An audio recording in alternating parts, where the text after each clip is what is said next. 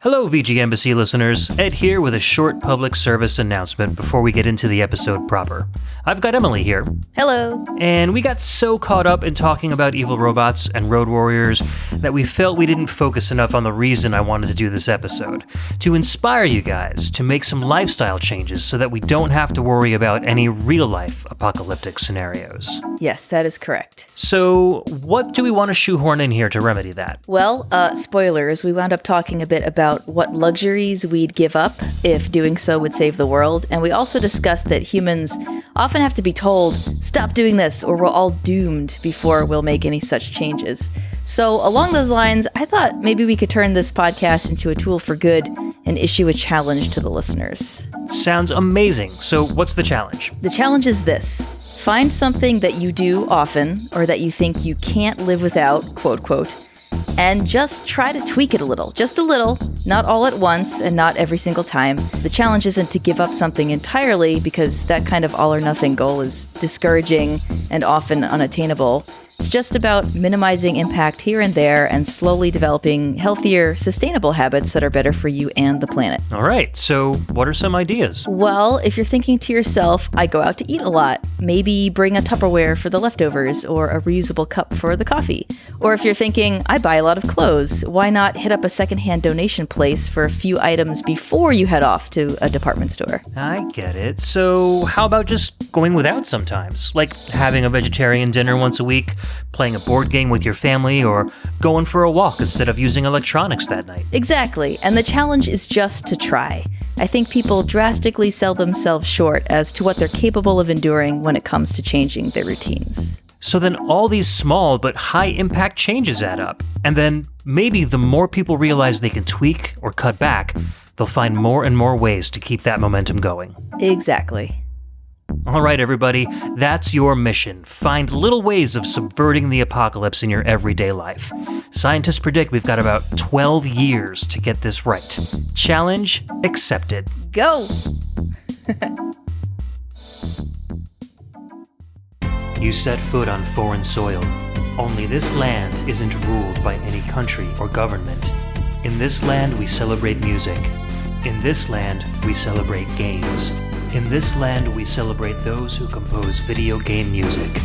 Welcome to the VG Embassy.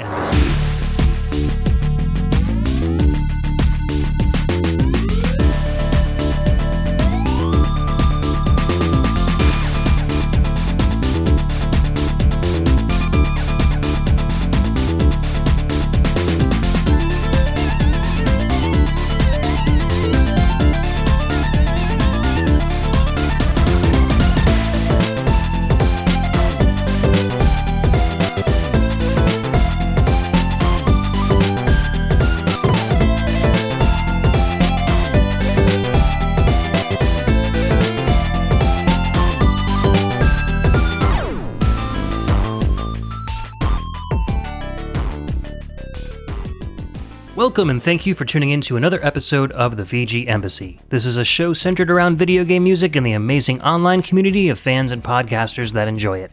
My name's Ed, and on each episode I'll take the role of Prime VGM Minister and invite a guest VG Ambassador onto the show to share with us their own video game music culture. Or I may share a part of my culture on a solo show. Today's show was originally going to be a solo show, but I felt like the topic I wanted to address would be better off in a two-person discussion. And I have a lovely person to talk about this lovely topic with today. Emily, how are you? Welcome back to the embassy. Hi, thanks for having me back, but I mean, lovely, is that really the adjective that we want to go with here? Like, I just parked my spaceship out on your front lawn, and this place has changed since I was here last. I'm doing the method acting concept with the embassy. I haven't mowed the lawn in 3 months. I've boarded up the windows. I've turned off the electricity and the heat. And I'm actually really sorry to tell you this, but I had to convert the roulette table into a urine refinery. Well, it hurts me a little bit, but actually kind of brilliant. So this is what you're going to need to have to do to survive in these circumstances, self-imposed as they may be. I have respect for this, you know? I don't know that I would do it myself, but I'm going to live through it for a couple hours, I think. I guess we're going to try to survive together. That's the task of the day.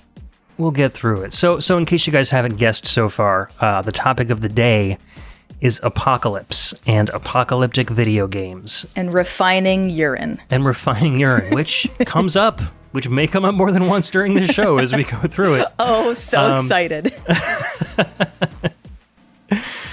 I don't know. I had this thought. It was kind of like a shower thought one day, and I was just, kind of like I just heard some climate change news, and it wasn't good.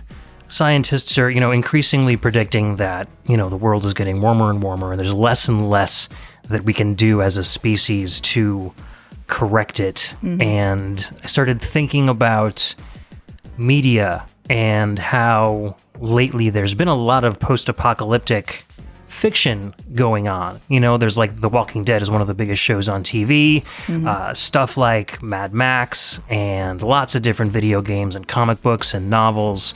And I was like, we're kind of getting obsessed with this. I think the same way that we really got obsessed with aliens and stuff back in the 50s because we were so worried about foreign countries and xenophobia and all that. So our fear of the world ending is kind of spilling over into our media now. Mm-hmm. And while that creates a lot of really cool media that I really enjoy consuming, it's also kind of makes you think in the back of your head that the world might end up being like that one day, Mm-hmm. So yeah, I compiled a whole bunch of video games that have to do with the end of the world and a lot of really cool music from those games. And it's not all going to be dreary industrial stuff like you might think, even though I do like that kind of music a lot. I tried to pick a good, rounded selection of tunes, some actually really good, surprising picks from some very surprising places, and I'm looking forward to sharing them with you, Emily. And I'm really looking forward to hearing these because although I am a library card carrying dystopian fiction person, I have not really ingested a lot of media, I would say, about the apocalypse, specifically about living in a world past the culminating event. I feel like I read more fiction where we are in the midst of the conflict that is going to lead to having to survive after. But so this is going to be a completely new, barren, kind of gasoline-smelling landscape to me, and I know it's one of your passions, so I'm really looking forward to getting it from you. So you're going to give me a tour through this wasted landscape, and I'm just thrilled. Awesome. I've got my little red jacket and the little flag to wave over my head as these sand dunes blow over us as nice. we wander I've the got desert. the Geiger counter because I want us to be safe.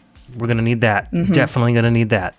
But before we do get into the music, there is a few top-of-the-show businesses I want to get to. Emily, one of these involves you. Oh, what? Yes. So I've recently made a new friend.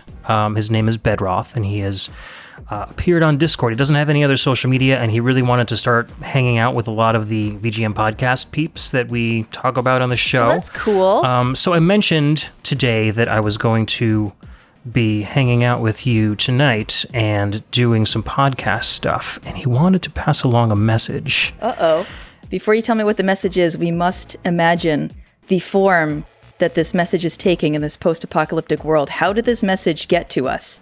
Is it like some sort of old broken piece of machinery that was brought to us by like a messenger dog, or how would this work? Usually in apocalyptic media, things are very basic. So this might be carrier pigeon. It might be a dog. Mm-hmm. It would most likely probably be scribbled on paper, or like the back of a magazine or an envelope, just whatever you can find. Oh, yeah. It's going to be some kind of scavenged paper material, sure. Exactly. And would it actually be, maybe in this this little side universe we're creating, pens are a coveted resource. So this is written in pen, but, the pen was maybe sort of partially running out. Okay, I've got it in my mind now. Yes. Let's unfold this crinkly paper. What does it say? And it reads, Emily has no clue who I am, minus a very brief back and forth on YouTube. Remember YouTube, everyone? But she... It's gone now. But give her love from a random fan in Texas. She's a big reason I'm as into the VGM podcast scene as I am. So that's he so just wanted sweet. to pass along his, because he doesn't really have, he says his job doesn't allow him to really have public-facing social media stuff, so he has no way to like really interact with you too much. So he wanted to pass that message along. So you said Bedrock? Bedroth. Bedroth. R-O-T-H. Bedroth is in a bunker somewhere in Texas, has survived the bomb blast, and has somehow maybe hooked up this message to like a roach that has crawled its way here. Wow. Well, that's so nice. Thank you for reading that to me, and thank you for those kind words, Bedroth. Yeah. And thank you, Bedroth. You've been a really active member on the Discord, and you've been a really good dude, so I've really enjoyed hanging out with you. Welcome to the family. Yes. So, moving on to our next little item of business. It's just been confirmed today that VG Ambassador Cameron Worma and I will be attending MagFest. Yo! Yeah, January 3rd and 4th, I think. It's the Friday and Saturday. So yeah, if anyone's going to MagFest and you want to hang out, let me know. Drop me a line. Get me up on Discord or the vgembassy@gmail.com. I'd love to hang out with anyone who listens to the show. I'm going to bring along some fun stickers and some business cards and have some swag to hang out if anyone wants to chill. So that's going to be a lot of fun. And he's going to be bringing his smooth, relaxing voice. Yes, indeed. I know Pernell from Rhythm and Pixels will be there. I think Rob from Rhythm and Pixels is going to be there too. Awesome. Kung Fu Carlito is going to be there. Awesome. A couple other people are going to be there. I'm not sure. Some people aren't 100% on it, but I'm looking forward to meeting a whole bunch of the VGM community and having a nice little hangout. So it'll be fun. That sounds so great. Yeah, I'll have more details as we get closer to it, but tickets are on sale now, so go pick start up a couple stockpiling ticks. your oil, everybody, so that you can Indeed. Take your dune buggy there. The last MagFest, running on coal generators. Ragtag VGM cover bands, playing music by candlelight. Oh, that'd actually be really fun. That when everything's kind of dusty and dirty, rusted. Yeah, we're just going to keep this going. This is just going to keep happening throughout this entire episode. So, speaking of which, I mean, I define the apocalypse. I think there's really only one, concrete definition of the apocalypse, but it is the end of mankind's civilization as we know it. So some sort of event transpired, either very quickly or very slowly, to make the human race almost die out. And apocalyptic media usually follows the adventures of a group of, or a solo adventure of some of the last people on the planet. And that's kind of a vague and broad definition, because the end of the world, like I said, can come in many different forms. The world could look very different depending on how the end of the world came about. And the people that inhabit those worlds can be very different depending on what happened at the end of the world. So, I don't know, Emily, is there any specific apocalyptic stories that you remember that you really enjoyed? You said you were mostly into like dystopian stuff where humanity's collapsing. However, I would say that the Ray Bradbury short story, There Will Come Soft Rains, is one of my favorite short stories of all time and is so incredibly haunting. We might have even talked about this on a previous VG Embassy, so if we have, I apologize, but it's one of those stories that's told to you so that you, from the vantage point of the reader, don't really know what's happened at first, but there is a self-automated house that is still running and there don't appear to be any people in it. And as the story goes on, you find out what has happened to the people, and the fact that the house just keeps running without human beings around is somehow incredibly disturbing. So I love it. Interesting. Yeah, no, I don't think I've heard about that, but that sounds really fascinating. Oh, so good. So up your alley, my friend. Yeah, I'm going to have to check that out. Absolutely. So we're going to start off with one of the most popular franchises in post-apocalyptic media, and one of my favorites, Mad Max. And this is a track from the 2015 Mad Max game. I know there was an NES Mad Max game that came out, I think it was in the late 80s. But this is the 2015 game. This is a track called Jawbreakers from Mad Max, composed by Mats Lundgren. We'll be right back.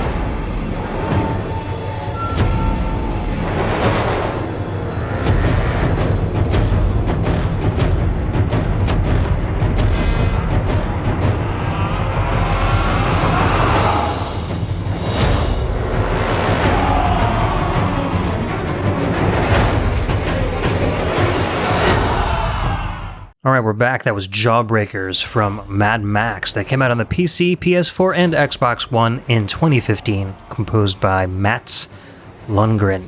Not Matt. Not Matt. There's multiples, so it's Mats Lundgren. There's 4 brothers named Matt Lundgren. That's going to be my contribution for this entire, thinking back on this track. I'm just going to be grunting. Apocalyptic grunts. Mm-hmm. I mean, That sounds like a good, hipster band. The Apocalyptic Grunts. Yeah, that really works. All right, before you begin, though, I know nothing about the Mad Max world except that there are giant cars with folks playing giant taiko drums on them, so you may have a lot of explaining to do here. Okay, yeah, well, I was planning on kind of explaining the world anyway, because this is, like I said, one of my favorite film and game universes of all time. Yes, so I'm ready. Not a problem there. Although I did want to first at least talk about this music track, because this really feels like the Mad Max universe to me. It's chaotic, it's guttural, it's very masculine sounding, which the Mad Max universe is. And I don't know, what was your take on it? What feeling did you get from it? Well, I'm trying to think how I even begin to answer that question. Well, I mean, I was laughing a little bit while we were listening to it, just to be completely honest, because I was imagining that those big, noises that we were hearing, maybe I shouldn't use that sound effect, but that, fwa was a football being caught by somebody, and then it was the crowd or other players tackling each other and going, hoo-ah! And so I just, that image, knowing what the music was actually supposed to be about, was funny to me. I don't think that they play football in the Mad Max world. I don't think you want to put your energy into that. No, I mean, but you're not far off, because it really is a bunch of beefy-headed, large men, sometimes even wearing football padding. There you go. Really kind of competing against each other. And it's more of a life or death situation when you're in the Mad Max universe, but football does kind of have that same feeling. So yeah, I can get that feeling from this track, and I can definitely liken that to the Mad Max universe for sure. This is actually a really good game. It's one of those games that got subpar reviews when it first came out, and now as people are kind of experiencing it and it's growing on them, people are coming around to it, and now it's being remembered as more of a kind of a sleeper hit game. Oh, interesting. There are a lot of people out there who are like, oh, I avoided this because the reviews were bad when it came out, but then I tried it because it went on sale. On Steam, you can get it for $5 or something now. It went on sale super cheap, so a lot of people picked it up just out of curiosity, and they've all been playing it, and they're like, whoa, this is actually really, really good. I was so excited about this game. I think I pre-ordered it. I got it just as soon as it came out on PS4 and absolutely fell in love with it. So this is one of the few games I 100%ed too. Wow. Did everything there was to do in the whole world, even these little landmines that you have to disarm all over the entire desert. I found every single one of them. So yeah, I kind of went crazy with this game. Wow. It's made by the same guys who made the Just Cause series. That crazy guy with he's almost got a bionic arm. It's the tether, and he can tether himself to planes and cars and lasso them together and stuff. I think I may have seen some of this. Yeah, it's been out for a while. I think Just Cause 3 came out recently, but the same team made the Mad Max games. And it feels kind of the same. It's just an open world, non-linear. You play as Max, and you're wandering through a post-apocalyptic world, doing missions, knocking everybody out in bases and taking them for your own. Max has been in movies since, I think the first movie came out 79 or 80. That's something right. like This that. is It a was really long old time series. ago. Yeah. Yeah, originally it was just a movie that was only released in Australia, where it was filmed and produced, starring Mel Gibson, who is an Australian before he was even known in the U.S. And the first movie wasn't really post-apocalyptic. It was kind of dystopian. It was more like what you were talking about at the beginning of the show. There was turmoil in the Middle East. Oil prices were raising. Countries were slowly running out of resources and kind of being hostile towards each other because there wasn't much left. So a lot of the military and police force was being focused on international problems and not so much internally. So these biker gangs and road gangs were starting to roam the streets and because resources were so low, they were starting to take things for themselves, water, fuel, other people. So it was getting kind of bad. So there was this kind of self-made police force called the MFP, or the Main Force Police, of which Max was a member of. And then as his family was hunted down by these gangs, and also his Main Force Police fellow officers and team members, he basically kind of went a little bit crazy. And part of that craziness was it's like a supernatural ability to survive whatever comes at him. So this is how he became Mad Max. This is how he became post-apocalyptic Batman. Yeah, essentially. I mean, that's pretty much what he is. He just shows up where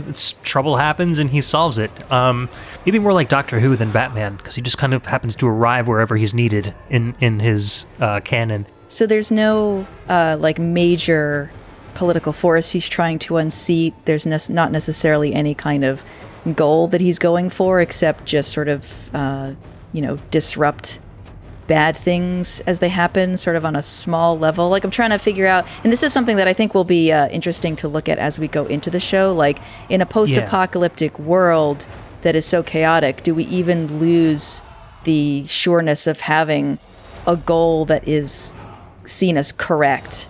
Do we even have things to strive for, or is it just survive? Well, exactly. Deal with the BS, yeah. Yeah, and when in Max's case, it's more the latter. He just wants to survive. So usually he will kind of accidentally happen upon some sort of a situation. His only goal will be to survive, get fuel and water, and to move on. And maybe help someone along the way? Well, and he gets drawn in, and it turns out he's either forced to help somebody to survive himself, or somebody will endear themselves to him and he'll feel that he needs to help. But usually he always goes into a situation with very selfish aspirations. So he's always the reluctant hero, more or less. So he's not a vehicle for us, the viewers or the players, to feel good about things, to feel better about the situation. We are just supposed to be going through the muck with him. In a sense, yeah. I mean, Max he's an endearing character. He's obviously the star of the show. We want him to be good. We want him to do the right thing because we want him to be a surrogate for us, basically. Right, yeah. So the movies and the media portray the people that need his help in, very vulnerable but very pure and good lights, so that, there's no reason not to help them. Right. As far as the world goes, I kind of hinted at it a little bit with the first movie. It's actually really kind of pertinent to what has been happening lately. Iran and Saudi Arabia ended up in a military conflict, and Iran bombed all of the Saudis' fuel supplies, driving up the cost of oil. We're at that stage right now, kind of, but then it just kept escalating and escalating, and resources were done. By the second movie, the world was more or less a desert wasteland. So basically what happened is all the countries nuked each other in a desperate bid to be the last one left on the planet to get all the resources. Yep. In that process, they kind of killed each other off. The planet warmed up, the ice caps melted, the whole world flooded, and then it kept getting hotter and hotter, and so hot that the water evaporated and left just a sandy desert. Everything looked like the dead bottom of the ocean, and that's where we end up. All of mankind's stuff is all buried under sand. There's very few instances of water and resources left. There are old cars, are really the only thing that are left working. And so they find oil refinery, or they create oil refineries from oil wells. They create gasoline, and they refigure out how to make ammo and bullets and stuff. So naturally, the only tools that are left are tools of destruction. Right. And everybody's just vying for what's left. According to the science of the world, everyone's going to end up dying because the world is just getting hotter and hotter and hotter. And there's not enough people left to even try to figure out if there's any scientific way to save themselves. They're just literally hanging on. And Max is just kind of along for the ride, trying to make sure the innocent people aren't taken advantage of along the way. Completely steamrolled in every case, yeah. Yeah, it's really a sad story.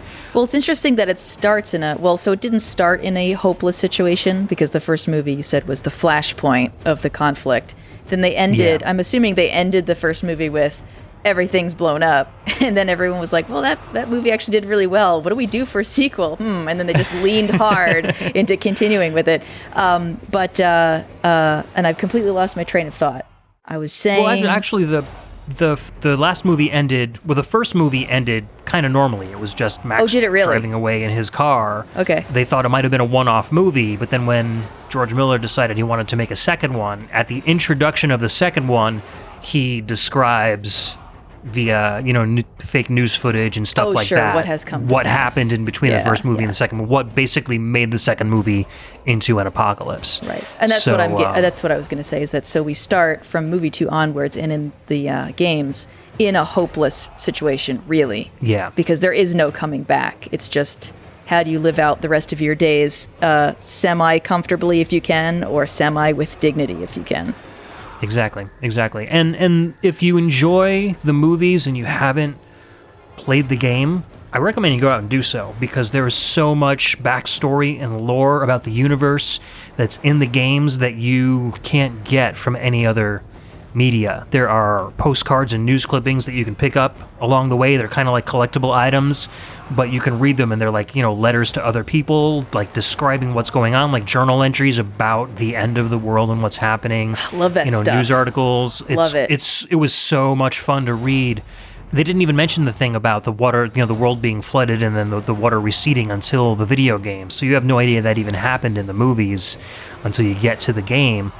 It was just really cool, and I want to go back and play through it again, because I haven't played it since it was brand new. But and of course, the cars and the awesome war machines are all part of the backdrop of Mad Max, and it's part of the appeal. It's kind of what sucks people into the movies, because they want to see these really awesome car battles and explosions and stuff. But then you really get sucked into the depth of the universe and how interesting and foreign it seems, even though it's supposedly taking place, in a universe that we're living in right now. So it's really cool. That's so cool. I guess the only other thing I'd want to ask about Mad Max, which appeals to me from afar, is that it seems like such a serious situation, but that there is almost a humor to it, or I don't want to say goofiness, because that's not the word that I'm looking for. But when someone sent me the clip of, in I guess the most recent Mad Max movie, maybe, of the giant vehicle with the taiko drums on it and the dude strapped to the front with a guitar. It might have even been warrior. you.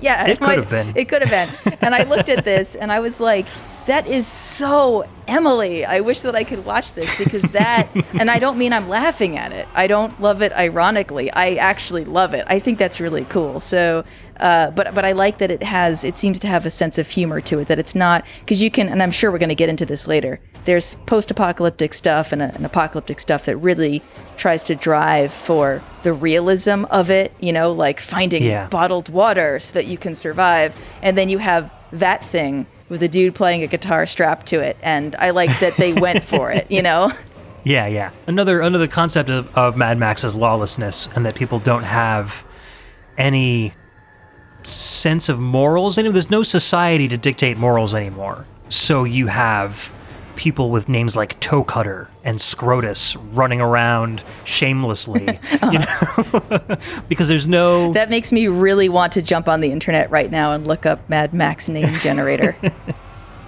Find out what mine is. Well, because your whole existence is about intimidation, because intimidation is what's going to get you the resources you need to survive. So everyone's going to have spikes all over them and mohawks and crazy face paint and just be screaming at the moon all the time to just seem like somebody that you don't want to mess with, so you can keep your stuff. So I think George Miller, the director, the creator of the series, really dug deep into male survival psyche and really pulled out all that testosterone that's kind of hidden in everyone. That sounds exactly what it's like trying to survive in a male prison, where you have to put forth that image of being the toughest dude so no one messes with you, because otherwise you're going to be a mark. And then, it's curtains for you. Survival of the fittest. Yep, exactly. 100%, except the prison is the entire world, unfortunately. So That's Mad Max. I could do an entire podcast on Mad Max. There's so much to talk about, and my love for it is so deep. But we've already gone pretty long so far. I'm stressed out. I'm breathing into the one paper bag I've been able to find out here on the ground. I've got some water over by the roulette table if you'd like some. I'll think about it. The time will come, I'm sure. Yeah. All right, are you ready to move on to our next track? I'm ready. All right, let's leave the world of Mad Max. Let's go someplace a little more fun. This is a track called Blown from Motorstorm Apocalypse. This was a PS3 exclusive, came out in 2011, composed by the band Noisia.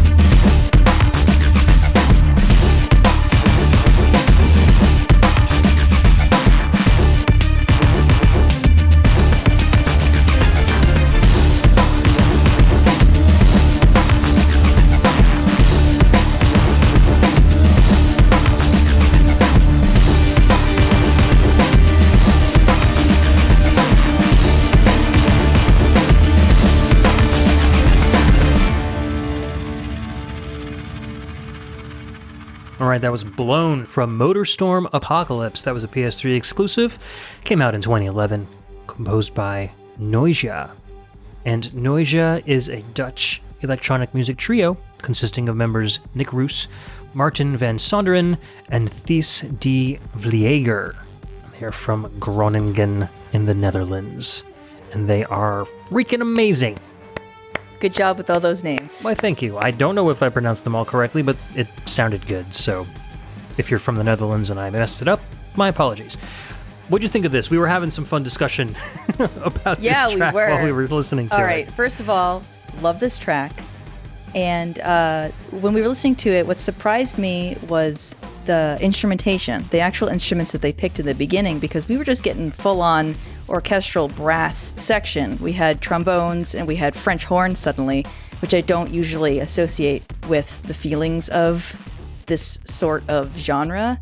And then it kind of switched. You were saying it's like orchestral dubstep, and I said, you're right, because that's exactly what the trombones are doing. They're doing the womp womp. Yeah. And then it turned into more synthesized stuff, and we were joking about how, okay, the DJs came in and they shoved the orchestra aside and now they're on stage. But then we said, but what if actually just some engineers came in and they were just like putting stuff on the brass instruments, and so that's the dubstep actual synthesized sounds were now what the orchestra really sounded like. So then in my mind I was imagining like trombones with just like wires and rusted metal and stuff on them, and this was really cool. Now I can't let go of that image. I want to see, not steampunk, but this post-apocalyptic orchestra. I want to see what that would look like, because there would be musicians, maybe. Yeah. There would still be entertainment. So how would you actually construct musical entertainment when finding a pristine instrument would be incredibly rare, and what instruments would come out of? Every instrument group would be like Blue Man Group, right, building instruments out of just like PVC pipe, because that's what you've got. And then as generations go on, people start to forget how to use these instruments, and they're going to start teaching themselves new ways to use these instruments that we might have not even thought of, using other things around them. So sure, I mean, I can imagine crazy music coming out of orchestral instruments and acoustic instruments in the apocalypse. This is so cool. A cool thought. Now this is all I want. And the fiction I'm sure exists, but I would love to read a book, watch a movie, play a video game that focuses on musicians in a post-apocalyptic world. That's actually the whole. That's the locus of the tale. Okay, anyway, I'm going to let go of this and let you talk now. I'm just really amped about this idea. Well, it's funny because last episode, Logan and I did the Kirby episode, and there was a track called Mountains in an Angry Sky from Kirby's Triple Deluxe. And it sounded very similar to this, believe it or not. There was like dubstep bass with like violins and orchestral instruments over it. And it was so weird for a Kirby game, because that's just not the kind of instrumentation you expect. But from a game like this, it's absolutely what you might expect. I mean, have you ever seen any commercials or any media for MotorStorm Apocalypse at all? Nothing. Not a clue. Okay, so the plot of the game. First of all, the concept of the game, it's a arcade style racing game. Okay. So you're in vehicles doing laps, trying to win a tournament. But the game takes place in California, as the largest earthquake ever recorded by man is basically destroying the state. It's like, when people say California's going to sink into the ocean one day. Yeah, we're just going to break off. Yeah, it's sinking in the ocean, and earthquake after earthquake, aftershock after aftershock is destroying the geography, and things are going nuts. And the MotorStorm group, who has had other tournaments around the world and other extreme locations in the past, has decided to move into California as it's being evacuated and hold their tournament during the earthquakes. And so you're... Yes. Yes. Yes, I'm on board. So as you race around this decaying, decimating city, the geography is changing around you. So one lap, it might be a highway that's going over a bridge, etc. Second lap, there's been a aftershock during the lap, and now that bridge is half done, and it's turned into a ramp that leaps over like a half-collapsed building, and as you're driving through, things are falling on you, or things are dropping out from underneath you. That sounds so excellent. Yeah. The MotorStorm series was kind of like, I think the first game was like a launch title with the PS3, if I'm not mistaken, or a very early title. And it was pretty basic, but it was a lot of fun, and I think MotorStorm Apocalypse was the last console game released, and it just totally upped the ante. There's this kind of temperature balance mechanism to it, where, like an Excite bike, you can put on the turbo, but it raises your engine's heat. Same concept here. It's one of my favorite VGM opening themes of all time. Okay, anyway, sorry, go ahead. So, no, I know, now I've got it stuck in my head too. There are, fire hydrants that are spraying water out, or there's puddles or ponds or, explosions and stuff, and water mains breaking. So you have to kind of seek these out on the track as you're going through to use it to cool down your engine as you're using this turbo. Because if you just drive, normal top speed the whole way, people are going to pass you by like crazy. So you have to balance the heat of your turbo with the water. There are a couple of different factions that have appeared in California at the same time. There's this gang of crazy people, literally called the Crazies. They're there to loot the buildings and cause chaos. So they're shooting at you. They're using their own vehicles as weapons to try to knock you off the track. So a paramilitary force comes in to control the Crazies and the MotorStorm group, because they're not there with any sort of sanction. So they've got military helicopters and they've got, large SWAT vehicles, and they're trying to get after you. And then you're driving through battles between the crazies and the military. It's utter chaos, and it's just so much fun. You just take whatever vehicle you want and you just ride through these incredible landscapes. They really, really did a good job. The graphics are phenomenal.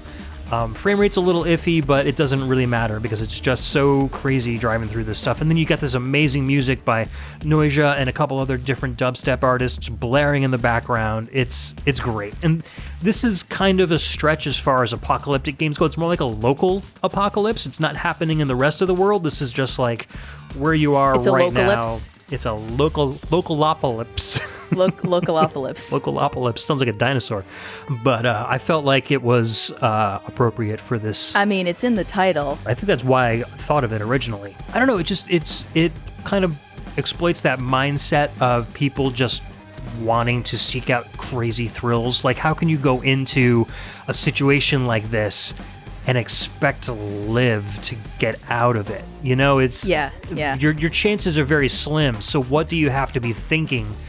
Do you just want that one rush before you die? Like, is this the way I want to go out? Yeah, you got to catch that last big wave. Yeah, exactly. And the end of the game is just this one last giant kind of straight line race as the world is just kind of sinking into the ocean around you, and you have to get out of California as fast as you can before the whole state disappears behind you. So there's this giant cinematic ending where you do live, but you make it out by the skin of your teeth. And I'm sure many, many other people in that universe probably didn't. So yeah, people start to realize that it's getting to the point where there's going to be no return. They start turning to the paramilitary to help them get out. So there are a lot of survivors. You do see a lot of people taking off on helicopters and boarding in as you're driving through this destructing landscape. So it's a fun game. It's challenging, but it's also kind of like driving in a movie.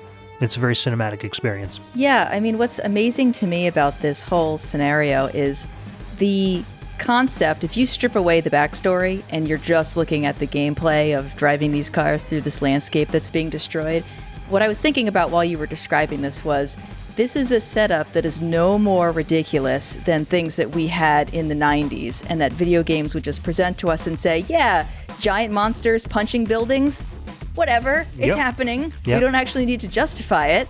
So what I think is interesting about this game is they start with that really kind of extreme premise, and then they decided to create a backstory for it, but they went in that 90s direction like you're talking about, of just sort of coming up with, it's not plausible.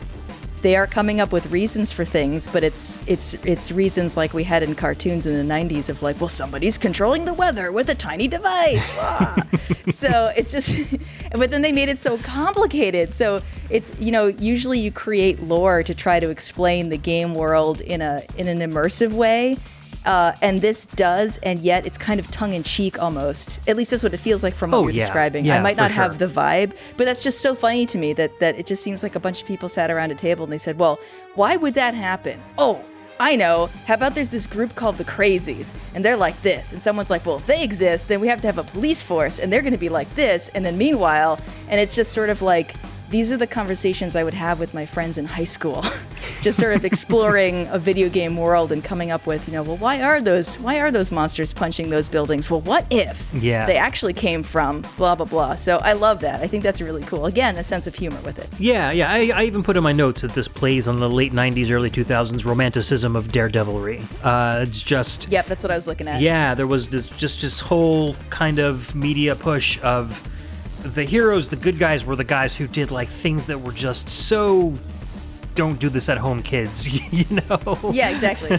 Yeah. I'm gonna surf the biggest Put a bionic wave. arm on that thing. Yeah, exactly. Make it as extreme as possible, and this really was the culmination of all of that. So it's a really good game. I'm sure it can be had very cheap nowadays. It's totally worth picking up if you do see it. I still play it every once in a while and have a lot of fun with it. Actually, Logan has never played this, and I'm sure he would absolutely love it too.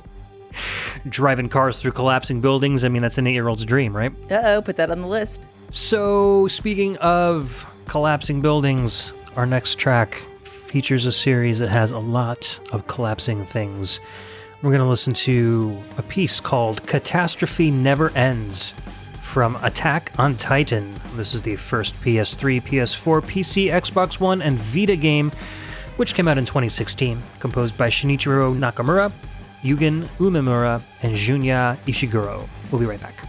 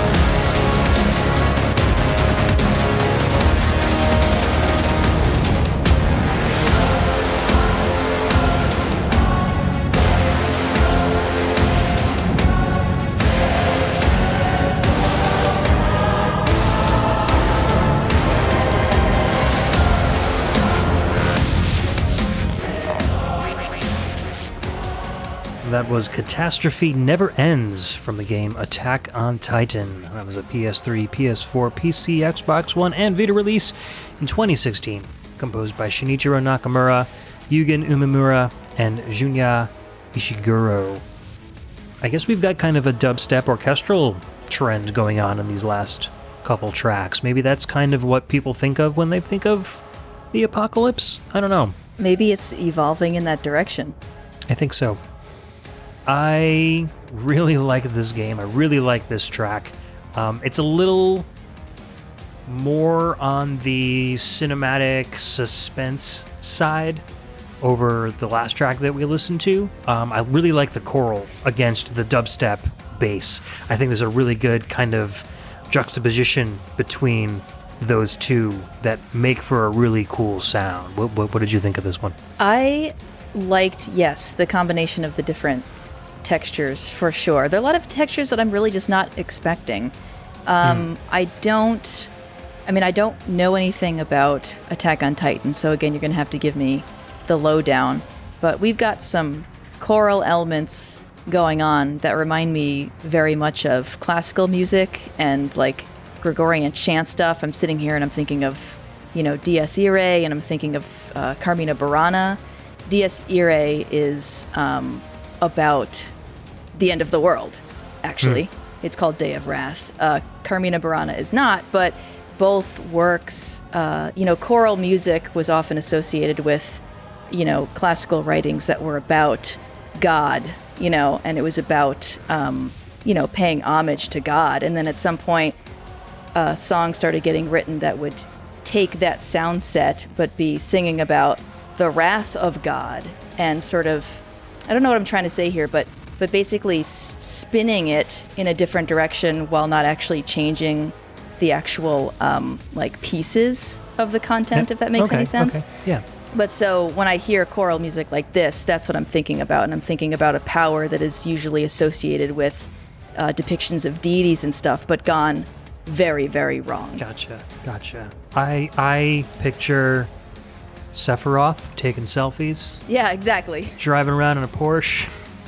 Because whenever I hear choral I didn't have music, the Porsche, but yes. Yeah, I tend to think of like One Winged Angel and a lot of, because I don't listen to a lot of orchestrals and choral stuff. So that's my like gateway into that kind of music is like the end of Final Fantasy VII. So I kind of pictured him. But that's perfect because that's exactly what Final Fantasies do a lot of times. They take the character at the end who is ascended to godhood, but they're horrible. And so it's like, it's beautiful, but terrible. And how do we stop this? That's exactly what I was getting at.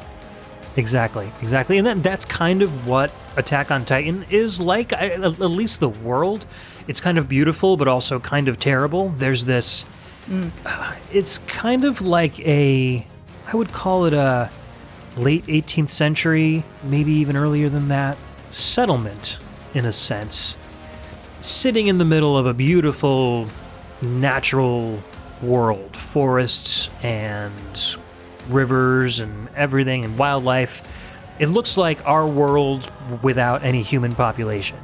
But there are these giant walls encircling this pretty large city. I'd call probably, I think, 500,000 people or something. So it's fairly good size, maybe more than that. And the reason why they are walled in is because this world around them is populated by these things called Titans, and they are giant 4, 5 to 10 story tall humanoid monsters that have very kind of comically human faces, very exaggerated features. They're all male, they're all completely naked with no genitalia or nipples or anything. So and they all have like, either very gangly limbs or very stubby limbs. Like there's always something about their appearance that's just not quite human, just a little bit off. Yeah, unsettling. And they love to eat people. So whenever they see a person, they... Who doesn't? I know, they're so delicious. Whoops, did I say that on air? They want to devour them. So these walls are tall enough and strong enough to keep these Titans out. And every once in a while, the military force, there's a scout regiment or several scout regiments, will go out into the world to try to scout, to try to find stuff, to find resources, just to kind of explore the world around them, because as humans we are curious by nature. And every once in a while they will come across these Titans, and they've developed these weapons that are a combination of like hip-mounted rockets with swords with detachable blades. They've discovered the only way to kill these Titans whenever they attack is to slice an opening on the nape of their neck in the back. Like that's their only vulnerable spot. So they will use these weapons, kind of like Spider-Man. They'll swing around, they'll take advantage of trees, buildings, whatever's in the area, and get up to their level, take one swipe at their neck, and then they'll fall, and they're very, very hot, so steam will start coming out of them, and they'll kind of like almost explode. And so that's kind of how they defend themselves when they're out in the world. And the story kind of starts when different types of Titans start showing up. There's this giant gargantuan Titan. There's a Titan with armor all over him that protects even his neck. And they seem to have an intelligence that the other Titans don't. The other Titans seem to be very mindless, almost like zombies, just driven towards humans to try and eat them. These other Titans seem to have ulterior motives and human thought. And so the plot kind of delves into who are these things? What are these Titans doing here? Why are they populating the rest of the world? How did humanity go from living in this world supposedly to being walled into this tiny little area on what's, assumedly a giant globe the size of Earth, or is Earth for all we know? Right. And I hope ethical questions come into it too, because all of a sudden if they're exhibiting intelligence, then you have to wonder, is it right to be murdering them? Well, yeah, the thing is that the ones with the intelligence are extremely hostile. Wow, okay. they will break through the walls. Like there's points where they limit the areas that the humans can live in because they'll destroy the walls into their settlements. Basically, it's one large wall, and then there's other walled off areas inside that giant area. So they'll be pushed back. There's 3 walls that are kind of all concentric circles that are all kind of protecting them. So if one wall breaks, they still have the other 2 to protect them. So they get kind of corralled into the middle because these smarter Titans are using their different techniques to try to attack them. So they are definitely a threat, and they definitely do need to be removed, but also at the same time, they can't do it until they find out exactly why they're different. And so that's the whole mystery as to where everything comes from. So all of this that you're describing sounds kind of like fantasy to me, but this is on a post-apocalyptic episode, so I guess you're going to tell me that there's some kind of devastating circumstance that led to how this civilization is conducting itself at the point when we start watching the show or reading the manga, yeah? Yeah, well, I mean, I basically consider it an apocalypse because, again, it's just an empty world with like what's left of humanity just kind of trying to survive inside these walls. And they're prospering, but they can't expand because they're literally hard locked into this one area in this world. Yeah. So I guess I would consider that kind of an apocalypse. If there's no room for growth, even if the world itself is vibrant and glowing, if humanity is stuck, literally stuck in this case, I would consider that kind of an apocalyptic circumstance because you have a threat all around. It's basically a zombie film or a zombie series, except they're not zombies. They're much larger, much more dangerous, and the humans are just a little bit better equipped to try to take them down. Except just like in a zombie film, if they're swarmed, then there's no hope whatsoever. So I've always kind of made a lot of parallels between zombie media and Attack on Titan. And of course there's a whole bunch of different sub-stories with the characters that live within the walls and who they are and their personal struggles against what's going on. And I don't want to spoil anything because I know people might want to still watch Attack on Titan. Carefully. There's a lot of really deep stuff to go through in this series. It's you can watch the series or you can read the manga. They're both they follow each other very closely. But suffice it to say, I don't really watch anime, and this show just grabbed me, and I just kind of binge watched as much as I could. And now every time a new season comes out, I am like ravenously devouring it, kind of like Titan, and I'm just really enjoying it. So I think it's worth a watch as long as you're okay with people getting eaten in half. Eaten in half. Eaten in half. Yeah, it's a pretty gory film. This is a fascinating expansion of what I'm realizing was my usual interpretation of apocalyptic fiction, because I am realizing now that I had apocalypse media so thoroughly entwined with either a catastrophic event, like a very sudden one that is caused by humans, or a very sudden geological catastrophic event. Mm-hmm. But by your definition, an apocalypse could just be a disintegration of society. It doesn't necessarily have to be because of some massive explosion or massive invasion. And that's really interesting because that's, by that definition, then one of my favorite books, War of the Worlds, would be an apocalypse. Well, it's the flashpoint again of the apocalypse, but I've never thought about that as being apocalypse fiction. But that's what it is driving towards, because it's driving towards the extermination of humanity. So, but I always thought of that as, I didn't put that fine a point on it. I always thought of that as just kind of sci-fi. So that's really interesting. That's cool. So now my brain gears are turning, and I'm trying to think about all the things that I watch and read and ingest and wonder, how many of these would fall under that definition. Yeah. That's very cool. It's a different way of looking at it. Yeah, exactly. And that's kind of what got my gears turning too. I think, anywhere where there's humanity as a whole is under a direct threat would qualify for me as an apocalyptic kind of event. Or even, like our last game that we just talked about was not necessarily humanity itself under threat, but it was a area where humans lived that was under threat, even if they're not there anymore. So it's apocalyptic-esque. I guess. Stuff that reminds you of apocalypse. Apocalypse-esque. Apocalypse-esque. Yes. I was smiling at you because when you said the last game we were just talking about, in my mind I said Kirby. Oh. And I thought that was funny. But no, yes. So, yeah, it's like I said, there's a lot of different kind of definitions and ways you can interpret apocalypse in video games. And that's kind of what I'm trying to do in a lot of these games that I've picked. I've tried to pick as many different genres as possible to kind of like demonstrate how apocalypse can be featured in different kinds of games from different eras, different developers, different countries, Japanese, European, True, very true. American. Everybody's kind of fascinated with this concept, so it's really interesting. Speaking of which, our next game is from a Polish indie development studio.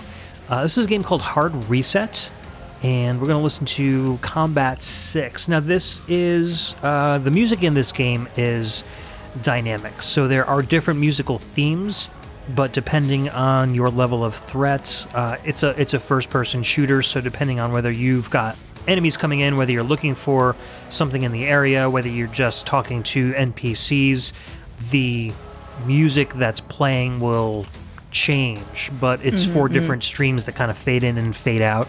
So what I did was I took all four versions of the song and kind of arranged it into a sequence that kind of shows off the different combinations of the streams, and so you can kind of hear what types of music you might listen to as you're playing through this level. Oh, fantastic. You recreated the dynamic experience for us. I tried my best, so we'll see if it works out. This came out in 2011 on PC, PS4, Xbox One, and was composed by Wojciech Blazicik. Hope I got that right. We'll be right back.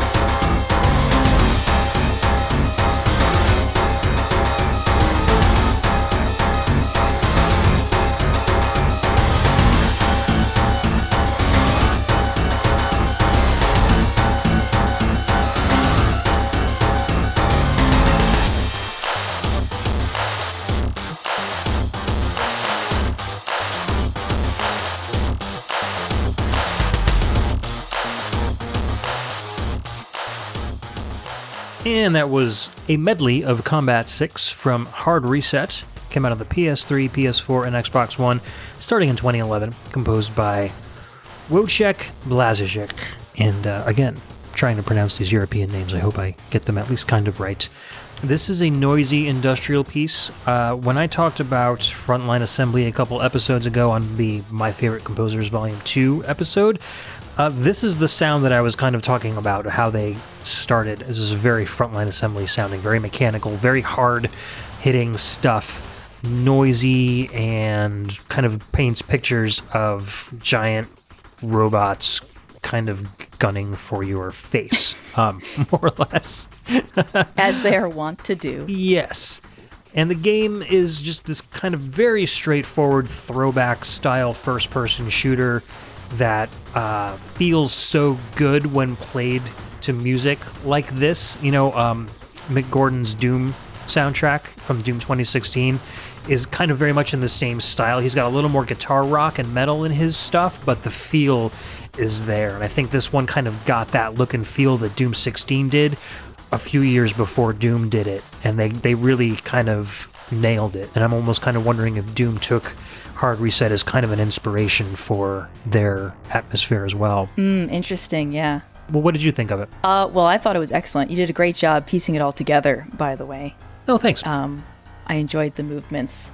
So what did I think about it? Well, I kind of ran off to grab my dictionary, so I've been kind of focusing on that. But we're going to get into kind of Emily territory of defending robots, which I feel is not necessarily appropriate in this case. But you know, what I think is interesting is that you know, human cultures. You were talking at the top of the show about how a lot of times fiction is in response to the anxieties of the current world, and definitely a lot of science fiction was in response to fear of computers and how that was going to change the landscape, and fear of what would happen if robots became more and more integrated into our society, which is actually something that we are now talking about in news articles and not in science fiction, about how is the job landscape going to change when AI starts getting incorporated into this and that. We're actually kind of on the edge of that. We are, you know, teaching neural networks to do things. So this is actually something we are grappling with in the current day.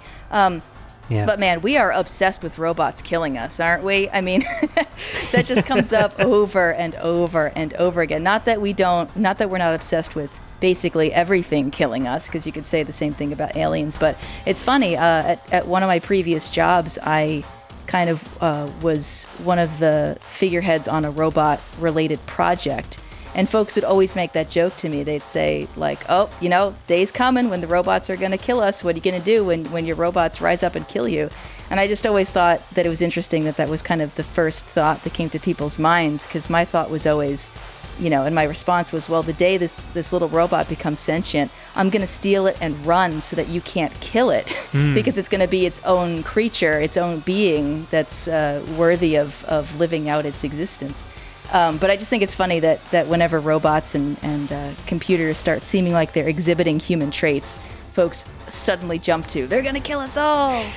And then I would also say to that sometimes, like, they would probably have very good reasons for it too. That, you know, if we're going to just talk about human survival, that's one thing, but whether or not humanity deserves to be kind of corralled or dampened in some way, that's another issue too. That reminds me of a webcomic I once saw where robots have risen up and devices have risen up, and everyone's being chased by mechanical beings, and it's like, you know, obviously an apocalypse, and there's one guy who's just kind of like being ignored by everybody. And somebody's like, why aren't they chasing you? And he's like, I always kept my iPhone fully charged. Like, be nice to your machines and they'll be nice to you. Yeah, it's true, you know, and that's another thing, too, that I think about a lot in terms of, you know, apocalyptic literature and sci-fi literature and things. There is a difference in this. I know I'm kind of I just opened up a bunch of threads that are just going to be left hanging, all these big boxes that I just opened, so I apologize for throwing out all these ideas that we're not going to be able to follow to their conclusions. But I always think about how there's a difference between thinking of humanity as an entity and the individuals. So there's a difference between, misfortune being visited on humanity as a whole. So when I say, like, the robots might have reason to overthrow us all, I don't mean that I'm not going to grieve for every individual human who then becomes a victim. But I just mean that in a larger theoretical sense, we're not exactly blameless in a lot of the things that we have brought about. And we started the episode talking about global warming, which scientists overwhelmingly believe has been accelerated greatly by our own activities on this planet. And so, it's not just like these things are happening around us in a vacuum. We are contributing to these circumstances. And then what does that do to the exploration of those ideas taken to their extremes when we actually write about it and create art about it? Yeah, for sure. And that actually kind of brings me to the description of Hard Reset, if you don't mind me reading the Wikipedia synopsis. Oh, yeah, please. I'm sorry, I got distracted by robots. No. I know reading it on our document reminded you of all these things, so I wanted you to kind of explore them before we kind of talked about Hard Reset's world a little bit to kind of bring the two together. So Hard Reset paints a picture of a world where machines are intent on controlling and absorbing all of humanity's collective knowledge, and consequently are at war with humanity. And really, isn't that what we're teaching AI to do right now? We're teaching them to analyze us and find out what makes us tick. That just seems kind of like a bad idea when you think that they might gain sentience one day. Right. And then we're going to turn around and blame them when they get really good at it. No, I say. They were just doing their jobs. So this conflict has begun to push humanity towards the brink of extinction. The game centers around Major James Fletcher, a cyborg soldier working for a private military company called the CLN.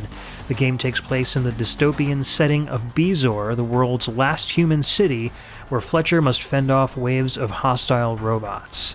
The story is delivered through a combination of motion comic cutscenes and environmental storytelling like in-game ads and propaganda announcements and unique environmental details.